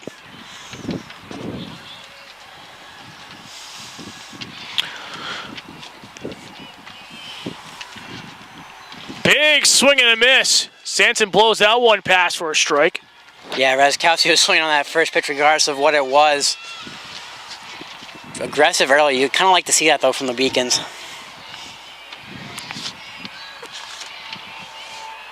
Swinging, popping that one, staying in play, and hogged it underneath it for the first out. Huge first out to get Raczkowski. She's been 2 for 2 all game. Now with one down, though, you still have that run at first, though, you have to take care of. So we get ready for the 5 spot. It should be the designated player, number 15, Taylor Polina. We'll wait and see. It is Polina. Polina lined out in the first and then reached on an error in the third before being thrown out at second. Well, she was pinch run for by Flynn. Yes. In that, because we wonder, again, if her knee's bothering her from that collision in center field last night with Pressmack. But, again, great to see her okay, shaking it off and getting right back into the batter's box again. That one misses for a ball. Again, we do apologize for the wind in our headsets right now.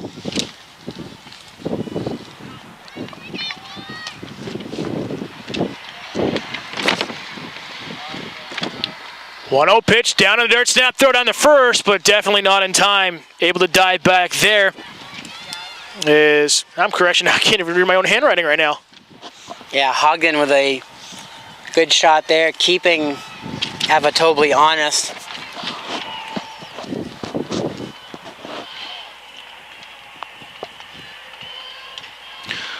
Chopper sent to short, trying to turn a double play, not in time. They get the lead runner on at second, but it'll be a fielder's choice there for Polina. Yeah, Paulina running that one out. We'll see if she gets another pinch runner. A big second out there for the Warriors. Nice job there by Pissanelli at short to get that one a flick over to Giorgetti. Going to bring up the first baseman, number 19, Lauren Mitsiaris.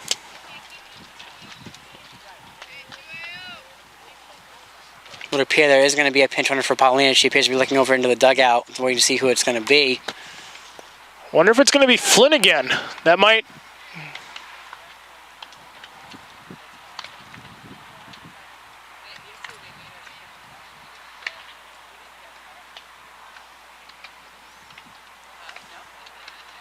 Just trying to see the number.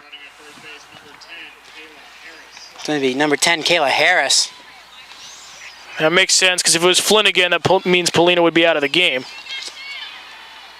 So you have to believe that that injury she had last night is definitely bothering her here today. Big hack and foul tipped back to the backstop by Mitsiaris. But definitely still effective, though, with her swing. She definitely has a lot of power, even with, one knee. Yeah, she was able to get a lot of balls in play in the last 2 innings.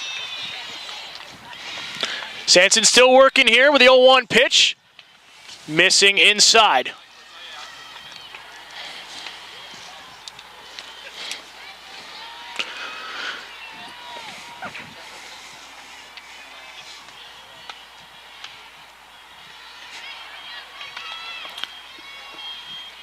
Sanson toes a rubber with a delivery. Swung on, missed there. Sanson just blowing that by Mitsiaris. Yeah, big hack from Mitsiaris. 2 times now she's swung on and missed. We'll see what Sanson delivers. Would love a strikeout right here. 2 outs, 1 on, and strike 3 swinging. That'll end the side. We head to the bottom of the 6th. UMass Boston 2, Eastern Connecticut State still 1.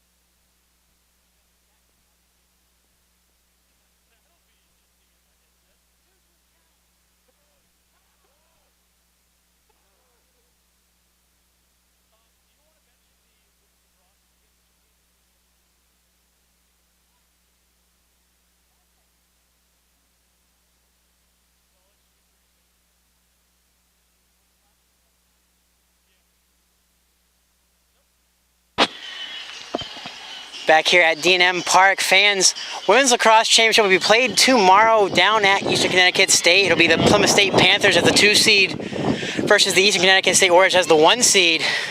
1 p.m. start time. That'll be a great championship game down there.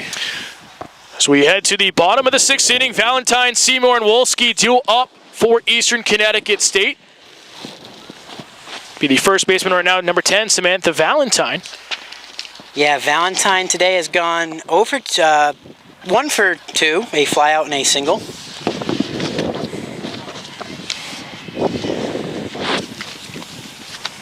Off speed inside, trailing back into the plate for the strike. I'd love it if this wind would die. Yeah. It just needs to. Again, we apologize for the wind noise. Big hack, and that's an opposite way hit to left field, but it'll drop foul. Yeah, Warriors need to try to start getting some of these balls in play. They had a good opportunity last inning with the double and then the single from both Piscinelli and Bardos. But definitely starting to get down to their last couple outs. But we've seen it the last 2 days, the last 2 games they played yesterday. They were down, we're starting to count them out, came back, forced 2 extra inning games, and then here they are playing to get into the championship. Valentine finds herself quickly down 0-2 in the count. Trying to get her second hit here this morning. Chopper off of Greenspan's toe. It's into center field for the base hit. Good leadoff knock there for Valentine. And if you're the Warriors, you can't squander this opportunity. Got to get her home. Bring up the left fielder, number 12, Jessica Seymour. We have a pinch runner for Valentine, much like we did back in the 4th inning. It was Mosher before. See what it is now. I can almost see this one, Dan. But I'm still going to wait for Chris Kilmer to verify before I make a call. It looks like Callie Duthry.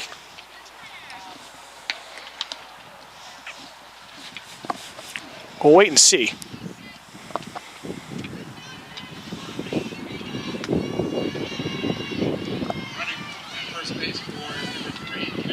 Hey, I'm right. Seymour today 0 for 2, a ground out, a fielder's choice, and a strikeout looking. I'm going to change that because I'm going to keep saying ground out. I'm going to change it.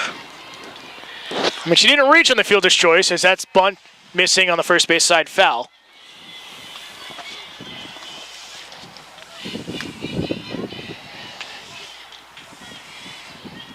Five, 6, 7 here for the Warriors. This is really their heart of the lineup. If they're going to get something going, this is definitely where they want to get it done here. Running out of time here in the bottom of the 6th. Bunt pulled back, and that misses high and away. Evens the count up at 1-1.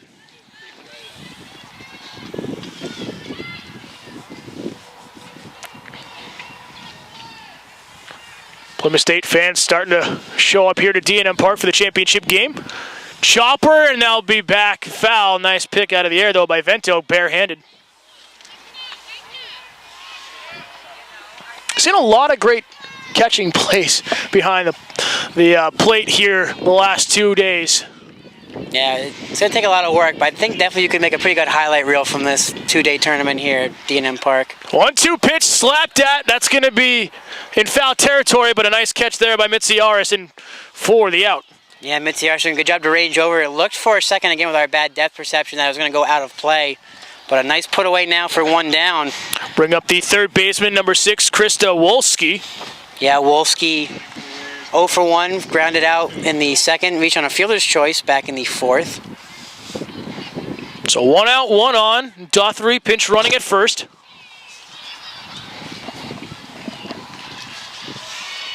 Missing away, throw down a second, and it's going to be off the glove. And safe in there with her foot is Duthry. Yeah, big stolen base now, runner in scoring position with 1 out. Gives even more importance to this at-bat for Wolski. So it's a pitch away, so it'll be a 1-0 count.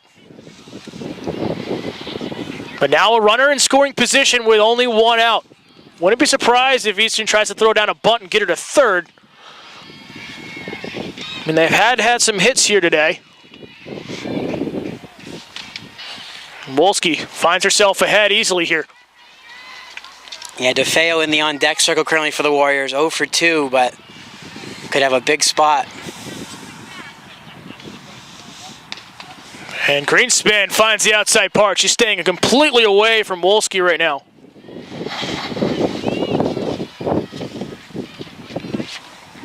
And the wind picking up from center field to home plate. A pitcher's win just like yesterday. We have yet to see a home run here in day 2 or day 3. Popped up, that's going to stay in play. Charging it is Mitsiaris at first, and she'll get the out. The pitcher there, Greenspan, kind of just backing out of the way last second. But now, 2 straight pop-ups to Mitsiaris. Has the Beacons looking good here with 2 down and a runner on second. Bring up the 8-hole with the right fielder, number 4, Rebecca DeFeo. DeFeo struck out in the second and grounded out to the third baseman in the fourth. So we will see what happens here with 2 outs as UMass looks to tightrope out of danger once again.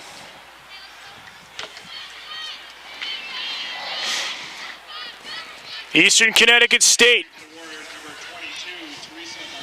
So it's going to be Teresa Makita pinch hitting for DeFeo. Yeah, Marquito, 226 after yesterday's contest. Was struggling at the plate in both games. That one misses low for a ball. Yeah, I'm not surprised that DeFeo 0 for 2 strikeout and a ground out.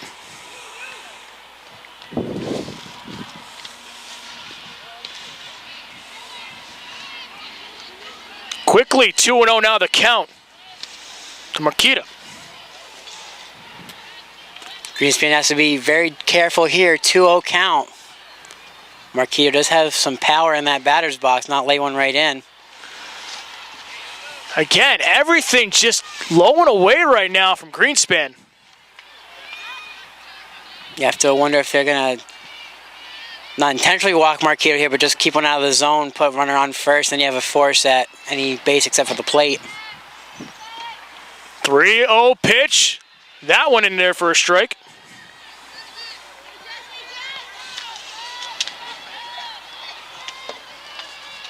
See if Marquito swings on this one, a 3-1 pitch, runner on second.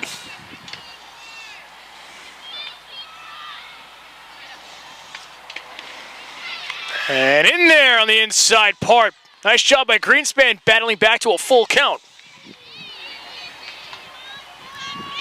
Crucial pitch right here, Dan. 3-2 count, runner on second. And 2 outs. Eastern with their best opportunity right now to tie it up. Swung on, that's a hard shot sent to center field.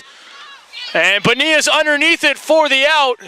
So once again, Eastern Connecticut State threatening, but they can't get the runner home. As we head to the top of the 7th inning, UMass Boston 2, Eastern Connecticut State 1. My name is Kirsten Morrison, aka Keeks. I'm a senior here at UMass. I'm in the Exercise Health Sciences program, and I play volleyball, basketball, and softball. You know, I came here for volleyball, and I chose between basketball and softball, and I went with basketball my freshman year to play, and it's always kind of been a thing that I wanted to do is play softball my senior year. And after talking with Coach Daggs, she was like, yeah, come on the team, and I was like, all right, and here I am playing 3 sports this year. Being a Beacon, I don't even know if words can describe. You know, coming here as a freshman, I was a little nervous and scared. But, you know, I walked in these doors and they all had open arms. You know, they showed me the ropes. You know, the coaching staff, the athletic staff, the chancellor, the vice chancellors, everyone here is so welcoming, and I really can't stress enough about how much this is really a second family for me here at UMass. I got my 1,000 points this year. It's amazing. I don't even think words can describe how I feel about it. It's something I've always wanted to do my whole life, and doing it here with my teammates and the coaching staff here is just an unbelievable experience, and I'm so happy to be able to do that. I'm doing my internship this summer at the Quincy YMCA, and I really hope to be coaching in my future.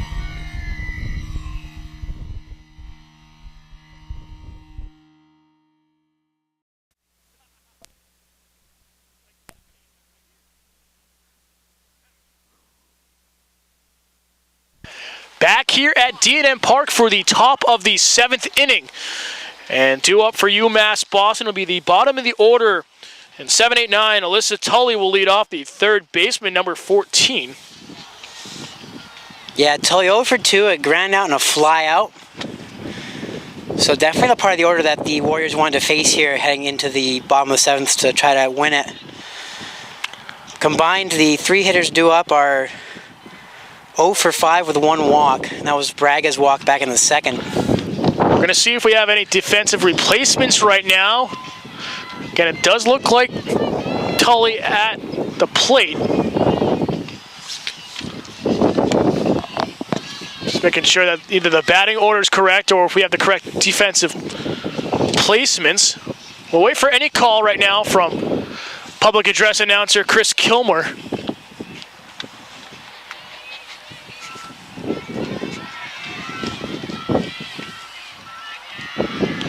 Still don't quite know what's going on, but it seems like UMass Boston is okay.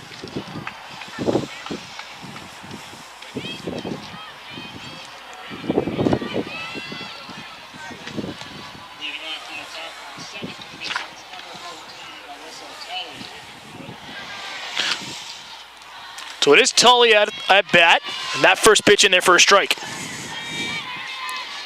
Good job by Stanson getting ahead early in this count. Just wants to keep it a 1-run game for this bottom of the 7th. High, just missing the inside top corner. Back to 1-1.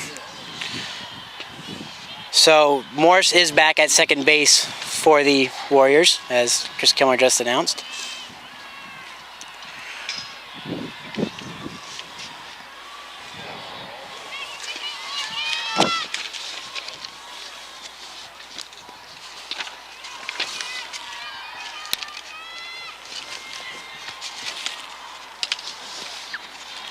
Two-one pitch.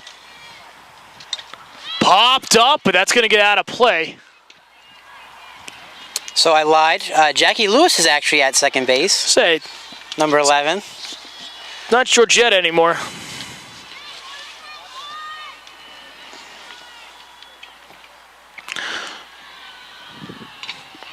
One-two, sent to short. Throw over to first. Nice pick there by Valentine for the out. Yeah, quick one out, quick first out. Now 0 for 3 is Tully in the day. She's just been struggling at the plate. And it's actually Giorgetti now at first. My correction. So Giorgetti moves from second to first and Lewis in at second. But there is one out here. Big swing by Bonilla. Bonilla 0 for 2, 2 groundouts right to second base. Giovanni Bonilla trying to get some insurance runs here.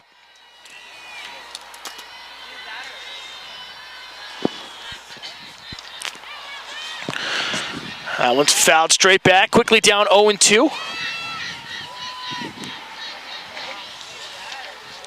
We'll see what Sanson delivers here. Big 0-2 pitch. This one definitely will be out of the zone to try to get Bonilla to chase. Just missing. 1-2 now the count. Only 2 strikeouts so far, if I'm not mistaken, for Sanson. Correct.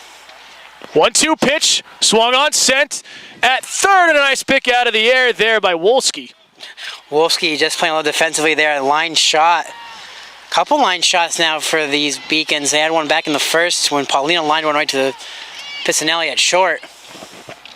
That will bring up the shortstop, number 3, Gigi Braga. Braga 0 for 1, a ground out in the 5th inning. Reached on a walk back in the 2nd. Sanson trying to get another 1-2-3. That one's in there for a strike. She got 6 up, 6 down back in the 4th and 5th inning.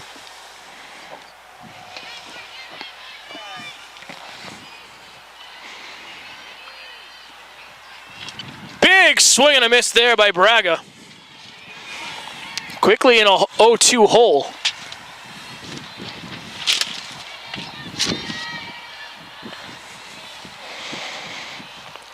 Sanson trying to get her team unscathed to the bottom of the 7th.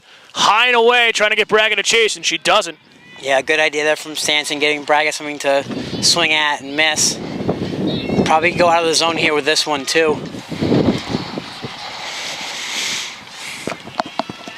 Sanson getting ready to deliver. 1 ball, 2 strikes, 2 outs here, top of the 7th. Swung on. That's going to be kept in play in foul territory, but it'll drop. Yeah, just getting in between the fence and the bleachers out there. As that was Samore trying to get over there. Fan lost his umbrella over there in right field. It's the first here this weekend. It's still Friday. I don't even know what it is anymore. My apologies. Still staying alive here. 1-2 count to Braga.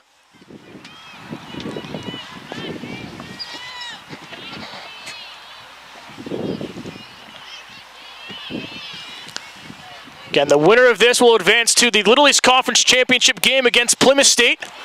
Loser will be going home. 1-2 pitch, high, missing the zone, even it up at 2-2.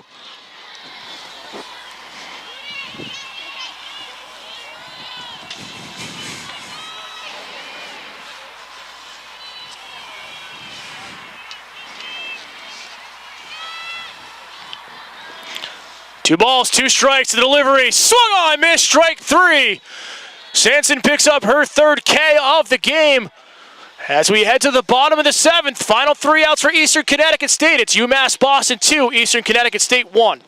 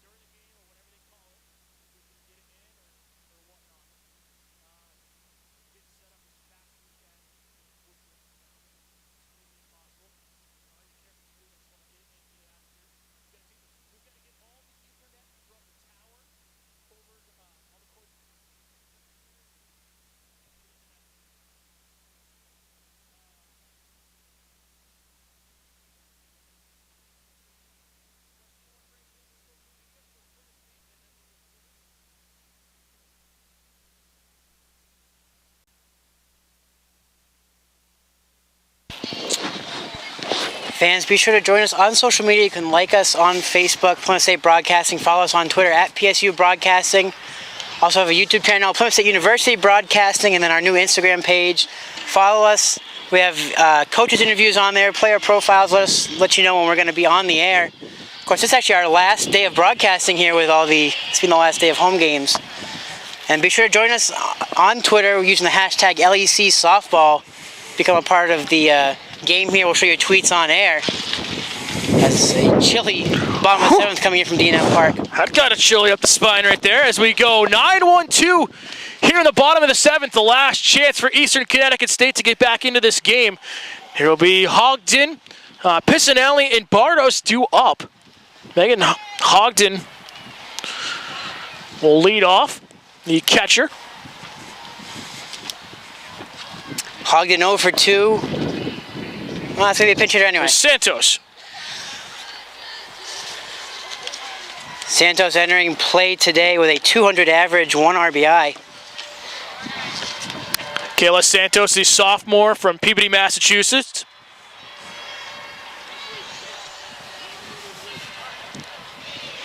So that one first misses for a ball.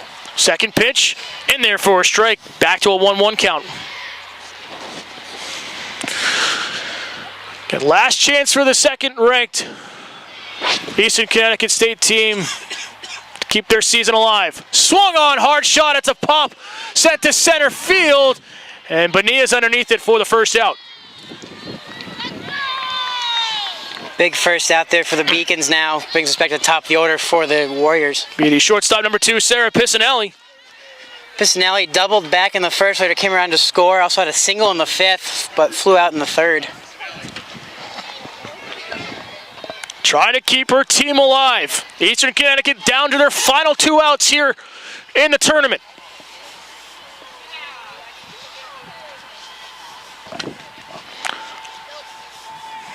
Greenspan gets the first pitch, strike.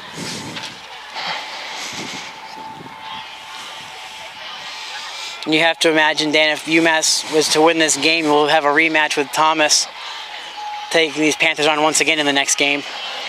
0-1 pitch, high. Vento can't frame it. Even the count at 1-1.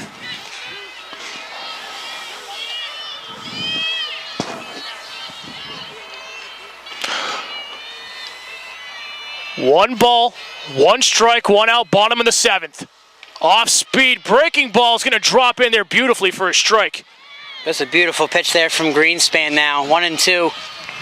He's going to try to get Pissanelli to chase something low and low and away here, most likely.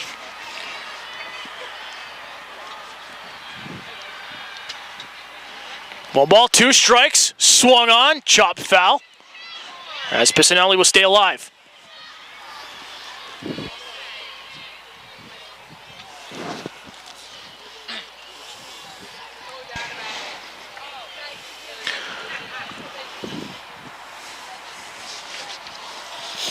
Greenspan with the delivery, missing away, evens it up at 2-2.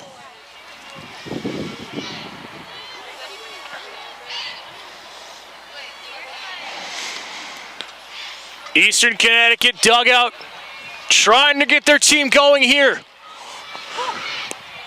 Pissanelli shows bunt, pulls back, swung on. It's going to be a shot to center field. We'll see if it's going to drop. And a beautiful catch there by Braga from short, coming into center field. And now it's 2 down in the bottom of the 7th. Yeah, game-saving catch there from Braga.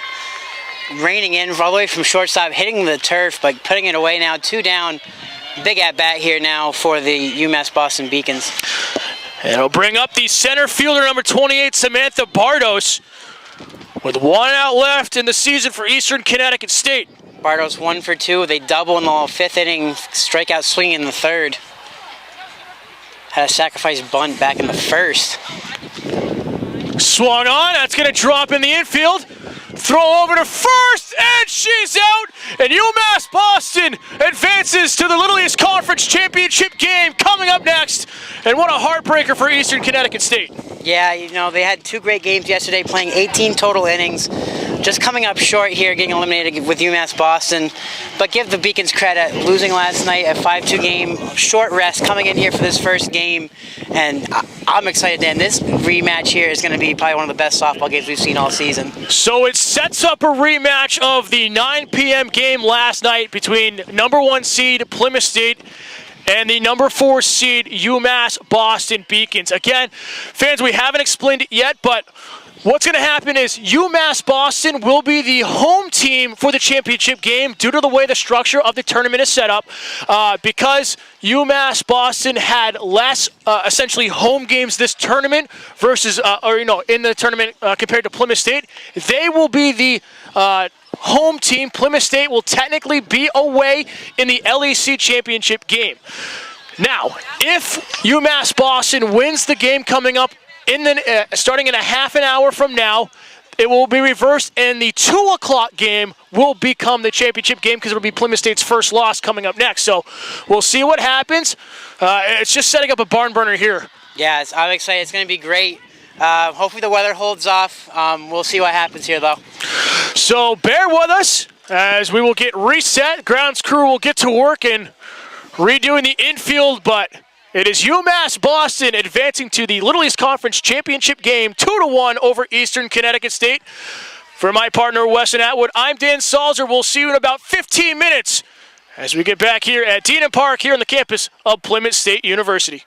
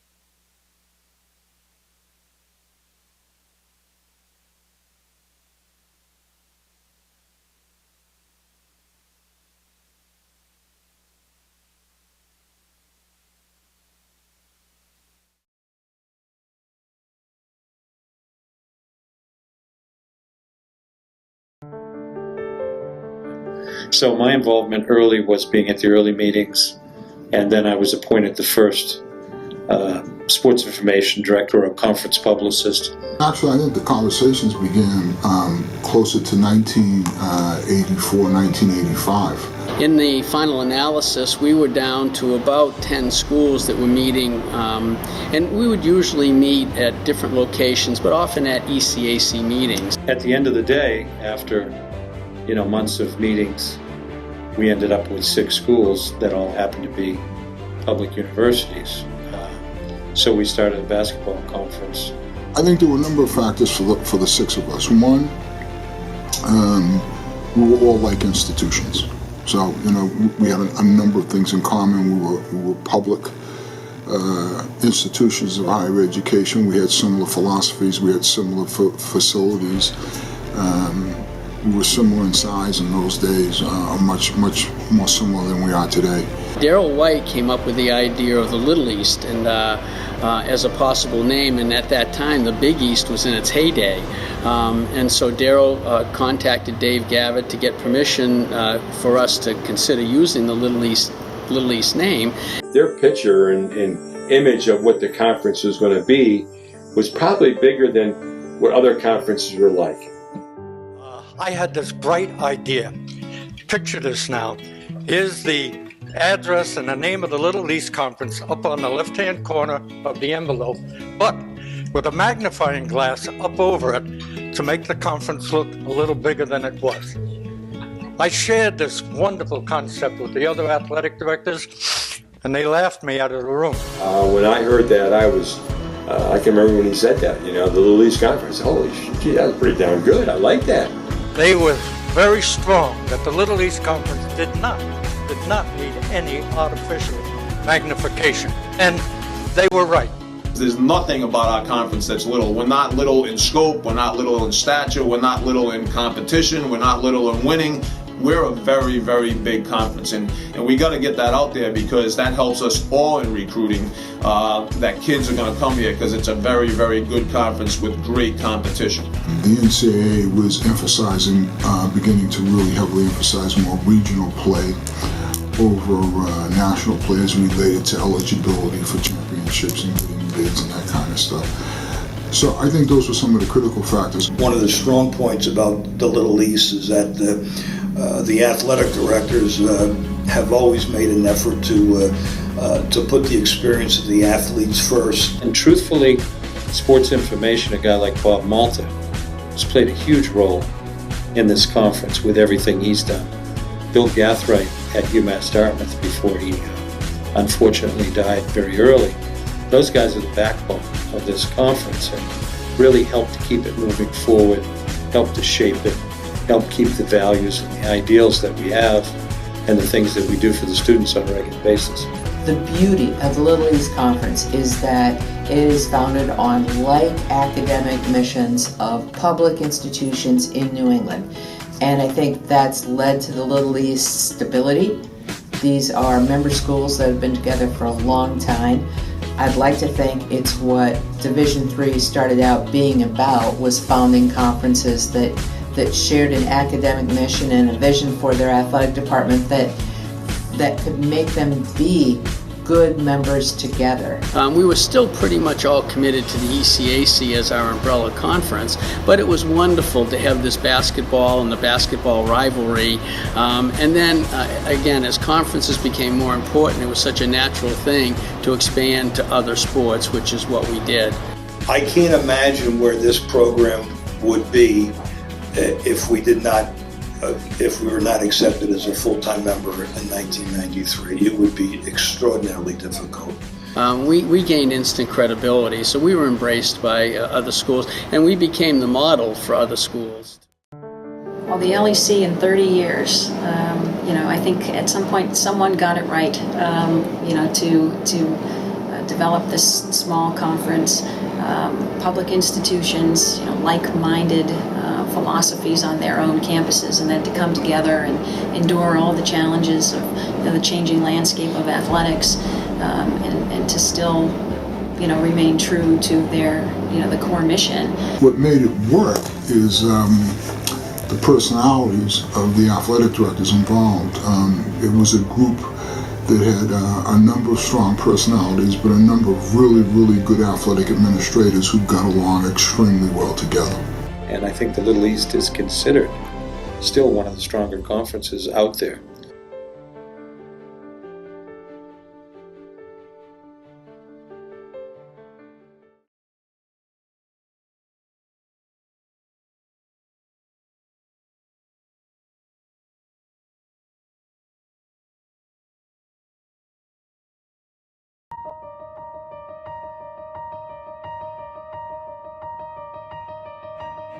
There's a path that takes you further in life. A breakthrough way of learning that prepares you for an ever-changing world. At Plymouth State, you'll find your way and learn more about yourself. It starts with our bold new approach to learning, the first of its kind at any university in the country. We call it our integrated clusters approach. You choose your area of interest, then focus your degree by adding courses from any discipline, from any department.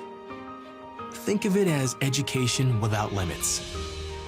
Imagine how you'll grow with a truly interdisciplinary degree program. Then imagine how well Clusters prepares you for the ever-changing world out there. Clusters gives you hands-on experience working with top companies and institutions. You'll be part of a progressive team, developing innovative solutions to real-world problems. Education becomes dynamic at Plymouth State. Our faculty believe in you because collaboration works both in the classroom and beyond. You see faces up here, not crowds. Set in the foothills of the White Mountains of New Hampshire, there's genuine magic here. It's the way a university should be. Living in a vibrant community with a huge heart. Some degree programs even offer a 4+1 accelerated track, which lets you complete your master's degree in just 1 year. We see you, the doer every day, the innovator, the tomorrow changer. Find your own path at Plymouth State University. See further up here.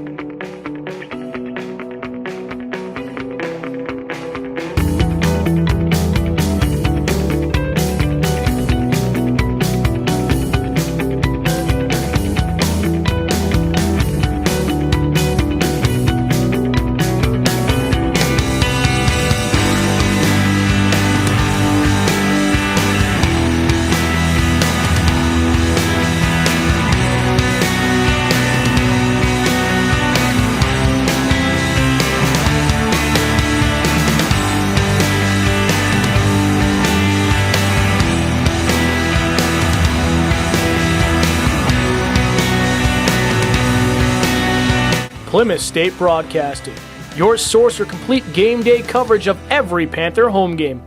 Find out more information about us on social media at facebook.com/PSU Broadcasting.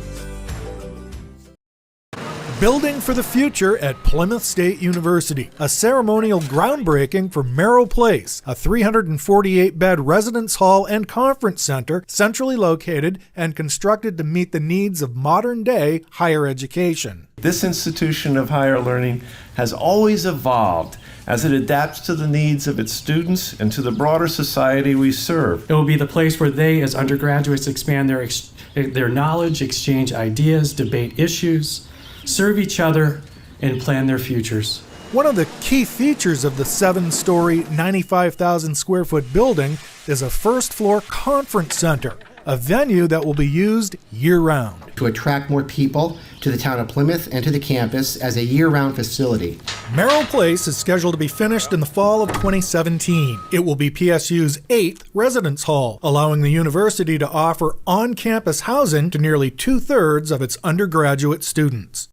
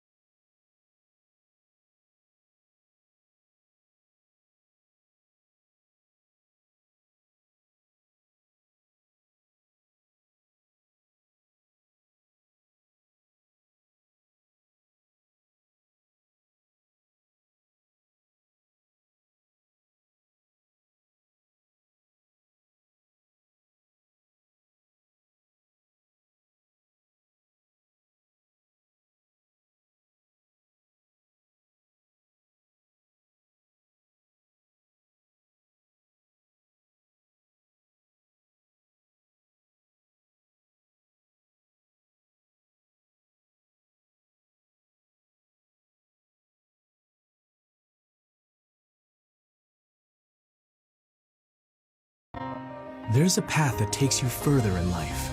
A breakthrough way of learning that prepares you for an ever-changing world.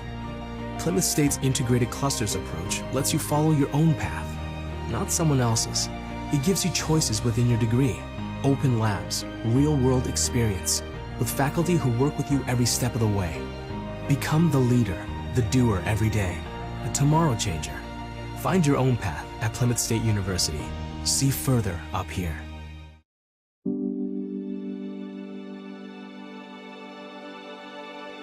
What separates UMass Boston from other schools is the fact that a large percentage of students commute. For me, it takes 2 hours each day to go to and from school, but every second has been worth it because the students that come here are serious about learning, they value their education, and understand where it'll take them in the future. This is what UMass Boston means to me.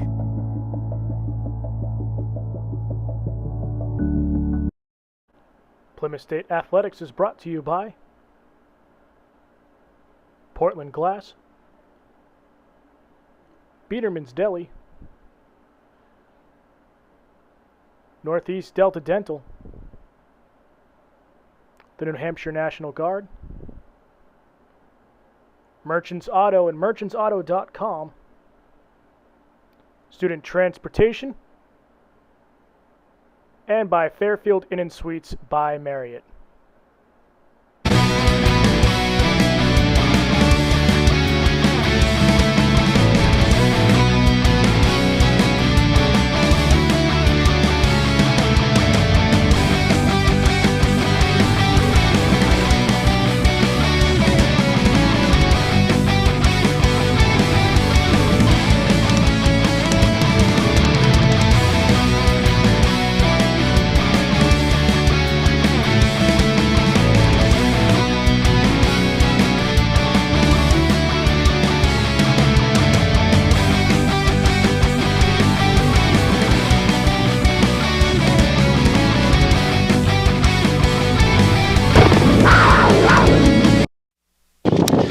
Good afternoon, ladies and gentlemen, and welcome to D&M Park for the first game of the Little East Championship between the UMass Boston Beacons and the Plymouth State Panthers. Hello, everyone. I'm Weston Atwood, joined by my colleague Dan Salzer, and we are here for what hopefully could be the only game here for the LEC Championship. Again, if the Panthers win, they are the champions. If they lose, we'll head to a second game later today. Dan, a big first game here. The Beacons taking down Eastern Connecticut State to get to this game. Absolutely. Just a very close battle, which saw it being a 2-1 ball game if you did not join us for the 10 a.m. game. And what really impresses me the most is how UMass Boston was able to really turn things around on somewhat short notice after playing Plymouth State last night in a 9 p.m. game that went till 11 o'clock, and to come back this morning and hold on for that victory. We haven't seen those hot bats that we've talked about as UMass Boston came in. Most of their roster hitting over 300, but it's been the small ball that's been working for the Beacons. Yeah, as you mentioned, a huge rematch from last night when the Panthers defeated the Beacons, a big 5-2 game, a very chippy game. As a lot of close calls, one coach ejected. We'll see what this championship game has in store. We're going to take a quick commercial break. When we come back, we'll break down the stats for Plymouth, go through the starting lineups, and then hopefully get this game started before Mother Nature interferes. The University of Massachusetts Boston, with its scenic oceanfront campus, easily accessible to downtown Boston, is recognized as a model of excellence for urban public universities. 16 NCAA Division III sports are part of the more than 100 student organizations that create an engaging campus life in America's biggest and best college town. UMass Boston, Boston's urban public research university for the 21st century.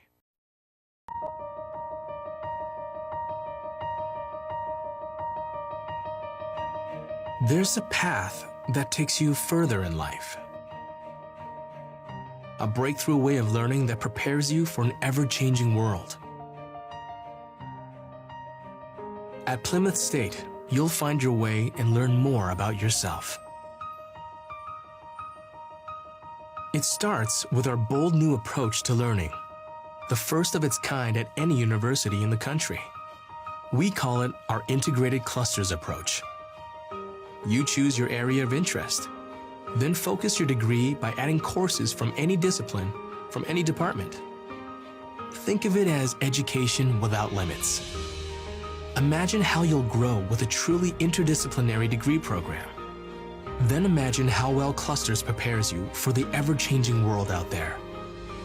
Clusters gives you hands-on experience working with top companies and institutions.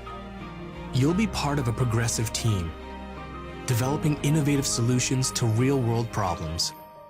Education becomes dynamic at Plymouth State. Our faculty believe in you because collaboration works both in the classroom and beyond. You see faces up here, not crowds. Set in the foothills of the White Mountains of New Hampshire, there's genuine magic here. It's the way a university should be. Living in a vibrant community with a huge heart. Some degree programs even offer a 4+1 accelerated track, which lets you complete your master's degree in just 1 year. We see you, the doer every day, the innovator, the tomorrow changer. Find your own path at Plymouth State University. See further up here. Back here at D&M Park, the 4th-seeded UMass Boston Beacons versus the number 1-seeded Plymouth State Panthers for the LEC Championship. Going to take a quick look now at the Plymouth State lineup. Of course, Plymouth State, the visiting team, due to Little East Conference Tournament rules. Even though we are at D&M Park, they will start off as the visiting team. As leading off will be first base number 19, Katie Kennard. Leading second will be center fielder number 3, Rachel Morrissey. Batting third, the second baseman number 6, Emma Rhodes. Batting fourth, designated player Avery Davis.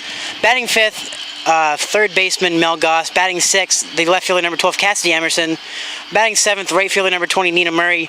Batting eighth, catcher number 18, Haley Birch. And then batting ninth, shortstop Deb Morrill. Same lineup, Dan, that we've had all games here. Which is great to see, the consistency that this lineup has really figured out their identity and hopefully carry themselves through to the championship, as we will be favoring Plymouth State a little bit. I mean, we will be unbiased, but again, we are Plymouth State Broadcasting, but nothing taken away from UMass Boston. They have battled hard, and it's going to be another hard, close game here in the championship. Defensively for the Beacons, the exact same as it was last game. It'll be Vento behind the plate, this time catching for Thomas, who will be in the circle, towing the rubber. Mitziaris at first, Morse at second, Braga at short, Tully at third will be your infield, and then Presmak, Bania, and Raczkowski left to right in your outfield. Starting this championship game for the Panthers will be number 1, Allison Moylan. Moylan, a 3.59 ERA, 2 wins, 6 losses, and 17 appearances. Her 10th start this season. She has 2 complete games, 50.2 innings pitched, 75 hits, 35 runs allowed, 26 of them earned, 15 walks with 16 strikeouts. So a big start for her here today. You have to imagine Miller will be available in the bullpen if needed in this LEC championship game. Yeah, we'll see what happens as Miller pitched an absolute gem in the first game against Western Connecticut State. Got a little rocky in the first inning, and as we talked with Bruce Addison throughout the evening before their last matchup against these Beacons, he was saying that he kind of expected that from the freshman. Expected a little bit shaky the first 2 innings, but then she settled down and sat down 12 in a row, and the Panthers held on for that 3-0 victory.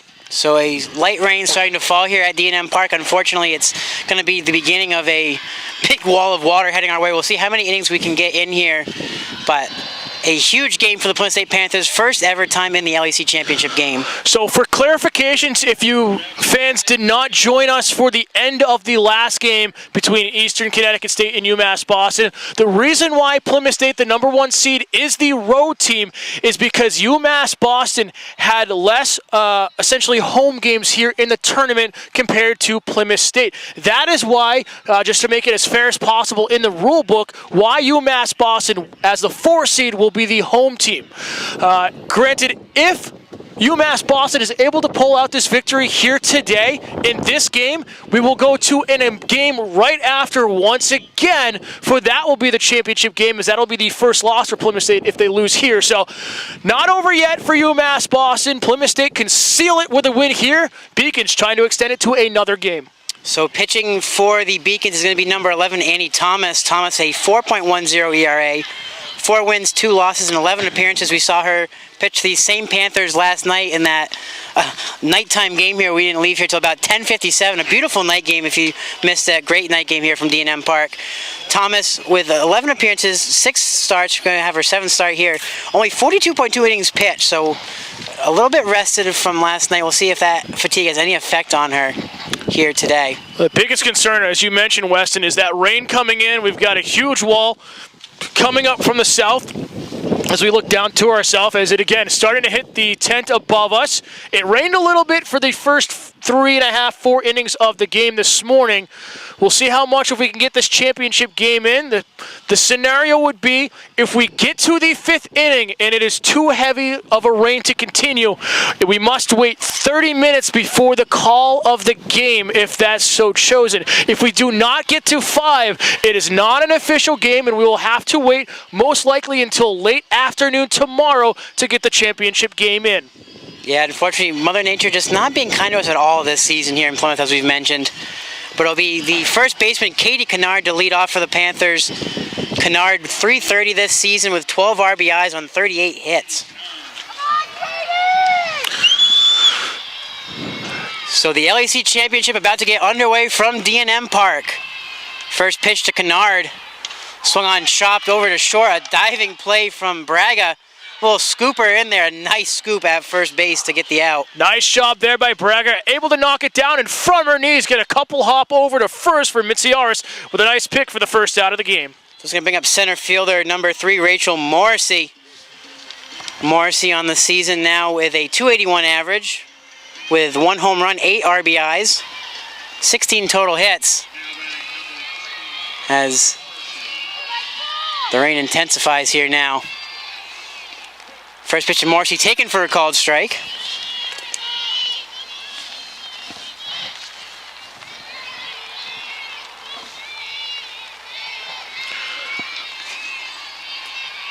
Thomas's 0-1 pitch. In there, called second strike now. Morrissey in an 0-2 hole.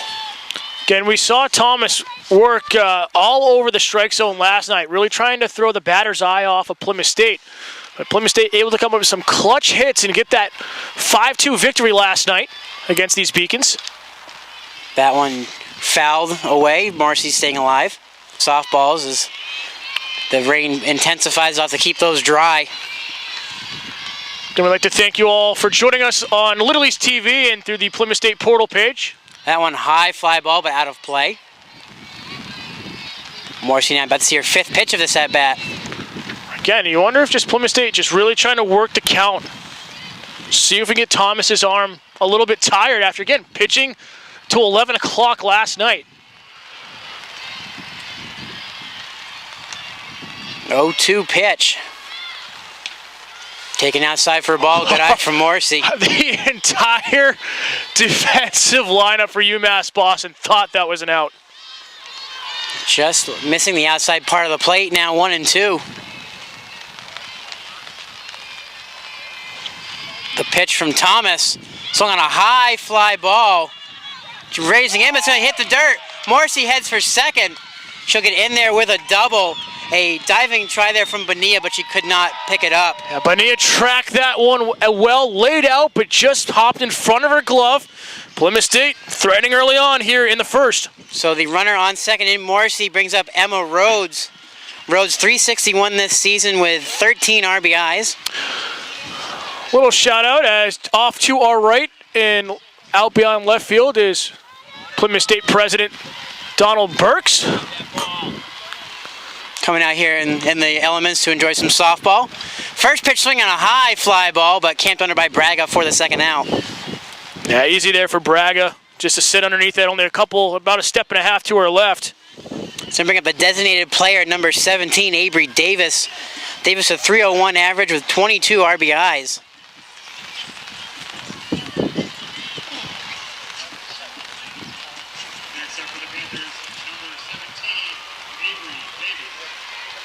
First pitch to Davis. Check swing, ball low in the zone. Good job by Davis to lay off.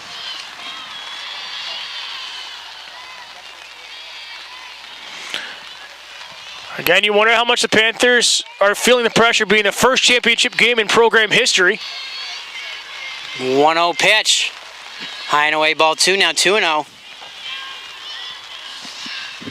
Yeah, let alone hosting the tournament. Plymouth State's never even been to an away championship game.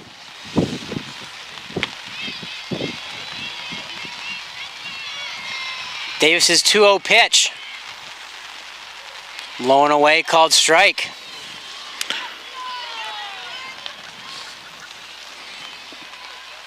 Morrissey on second, 2-1 count. 2 outs here for the Panthers.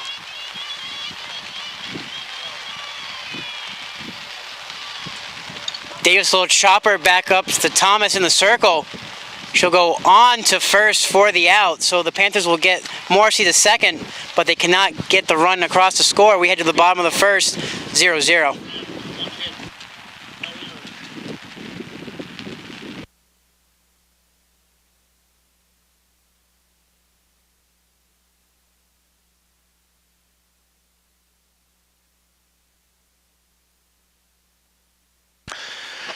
Fans, be sure to join us on social media and on Twitter using the hashtag LSC Softball and see your tweets live on the air here this afternoon.